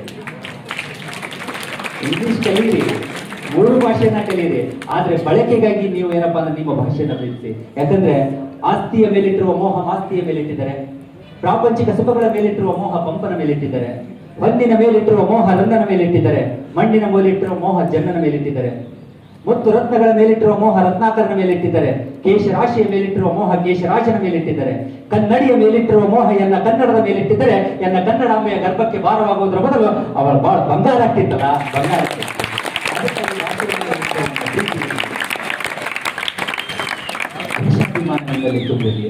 ಸ್ವಾಮಿ ವಿವೇಕಾನಂದರು ಟ್ರೈನಲ್ಲಿ ಹೋಗ್ತಿರ್ಬೇಕಾದಾಗ ನಡೆದಿರುವಂತ ಒಂದು ಸಣ್ಣ ಘಟನೆ ನಿಮ್ಗೆ ಹೇಳ್ಬಿಡ್ತೀನಿ. ಸ್ವಾಮಿ ವಿವೇಕಾನಂದರು ಮುಂದಿನ ಸೀಟಿಗೆ ಕೂತಿದ್ರು, ಅದ್ರ ಅಪೋಸಿಟ್ ಏನಪ್ಪಾ ಅಂದ್ರೆ ಬ್ರಿಟಿಷ್ ವ್ಯಕ್ತಿ ಕೂತಿದ್ದ. ಸ್ವಾಮಿ ವಿವೇಕಾನಂದರು ನೋಡಿ ಅವನು ನಗ್ಲಕ್ಕೆ ಸ್ಟಾರ್ಟ್ ಮಾಡ್ದ. ಸ್ವಾಮೀಜಿನೂ ಅಂದ್ರು, ಯಾಕೆ ನಗ್ತಾ ಇದ್ದೀರಾ ಅಂತ. ಏನಿಲ್ಲ ಸ್ವಾಮೀಜಿ, ನಿಮ್ಮ ಮೈ ಮೇಲಿರುವಂತ ಕಾವಿ, ತಲೆ ಮೇಲಿರುವಂತ ಪೇಟ, ಕೊರಳಲ್ಲಿರುವಂತ ರುದ್ರಾಕ್ಷಿ ಎಲ್ಲವನ್ನು ನೋಡಿದಾಗ ನೀವು ಪಕ್ಕಾ ಭಾರತೀಯರು ಅಂತ ಗೊತ್ತಾಯ್ತು. ಆದ್ರೂ ಕೂಡ ನೀವು ವಿದೇಶಿಯರನ್ನ ಅವಲಂಬಿಸಿದಿರಿ ಅನ್ನೋದನ್ನ ನೋಡಿ ನನಗೆ ನಗು ಬಂತು ಅಂತ ಸ್ವಾಮೀಜಿ ಕೇಳಿದ್ರು. ಹೆಂಗೆ ಅಂತ. ನಿಮ್ಮ ತಲೆ ಮೇಲಿರುವಂತ ಪೇಟ, ಮೈ ಮೇಲಿರುವಂತ ಕಾವಿ, ಕೊರಳಲ್ಲಿರುವಂತ ರುದ್ರಾಕ್ಷಿ ಎಲ್ಲವೂ ಕೂಡ ಭಾರತದ್ದು. ಆದ್ರೆ ನೀವು ಕಾಲಾಗ ಹಾಕೊಂಡಿರಲ್ಲ ಚಪ್ಲಿ, ಆ ಚಪ್ಲಿ ಮಾತ್ರ ವಿದೇಶಿದ್ದು. ಅದಕ್ಕೆ ನೀವು ವಿದೇಶಿಯರನ್ನ ಅವಲಂಬಿಸಿದಿರಿ ಅಂತ. ಬಹುಶಃ ನಾವಾದ್ರೆ ಚಪ್ಲಿ ಕಿತ್ತಿ ಮಾರಿ ಹೋಗಿದ್ದೆ, ಇಲ್ಲ ನಿಮ್ ಚಪ್ಲಿ ನೀವು ತೊಗೊಂಡೋಗ ತೊಳೆ ಪಾಡ್ತಿದ್ದೆ. ಸ್ವಾಮೀಜಿ ಹೇಳೋದು, ಎಸ್ ನೀವು ಹೇಳಿದ್ ಕರೆಕ್ಟ್, ನಾನು ಹಾಕೊಂಡಿರುವಂಥ ಬಟ್ಟೆ ವಿದೇಶದ್ದು, ಸ್ವದೇಶದ್ದು. ತಲೆ ಮೇಲಿರುವಂಥ ಪೇಟ ಭಾರತದ್ದು, ಕೊರಳಲ್ಲಿರುವಂಥ ರುದ್ರಾಕ್ಷಿ ಭಾರತದ್ದು, ಕಾಲಲ್ಲಿರುವಂಥ ಚಪ್ಪಲಿ ಮಾತ್ರ ವಿದೇಶದ್ದು. ಯಾಕಪ್ಪ ಅಂದ್ರೆ ವಿದೇಶಿಯರನ್ನ ಏನಿಡಬೇಕು ಅಲ್ಲಿ ಟಿವಿ ಅಂತ. ಸ್ವಾಮಿ ವಿವೇಕಾನಂದರಂತವರು ವಿದೇಶಿಯರನ್ನ ಎಲ್ಲಿಡಬೇಕು ಅಲ್ಲಿ ಇಟ್ಟಿದಾರ. ನಾವೆಲ್ಲರೂ ವಿದೇಶಿಯರನ್ನ ತಲೆ ಮೇಲೆ ಇಟ್ಕೊಂಡು ಮೆರಿತೀವಿ ಅಂತಂದ್ರೆ ಕಿರೀಟನ ಕಾಲಲ್ಲಿ ಇಟ್ಕೊಂಡು ಚಪ್ಪಲಿನ ತಲೆ ಮೇಲೆ ಇಟ್ಕೊಂಡು ಬದುಕ್ತಾ ಇರುವಂತ ಜೀವನ ನಮ್ದಾಗತ್ತೆ. ಅದಕ್ಕೆ ನೆನ್ಪಿಟ್ಕೊಳ್ಳಿ, ಬದುಕುವುದಾದ್ರೆ ಭಾರತ ದೇಶಕ್ಕೆ ಬದುಕಿ. ಅದಕ್ಕೆ ಒಂದ್ ಕಡೆ ಕವಿ ಬರೀತಾನೆ, ಶಾಯರ್ ಬರೀತಾನೆ, ಏನಂತಂದ್ರೆ ಅರೆ ಜಾನ ಹೋತೋ ಜಾವೋ ಜಮ್ಮು ಕೋ ಜಾವೋ, देखना हो तो देखो काश्मीर की पेड़ों को देखो, लड़ना है तो लड़ो पाकिस्तान से लड़ो, अगर मरना है तो मरो हमारे हिंदुस्तान के लिए मरो क्या करना.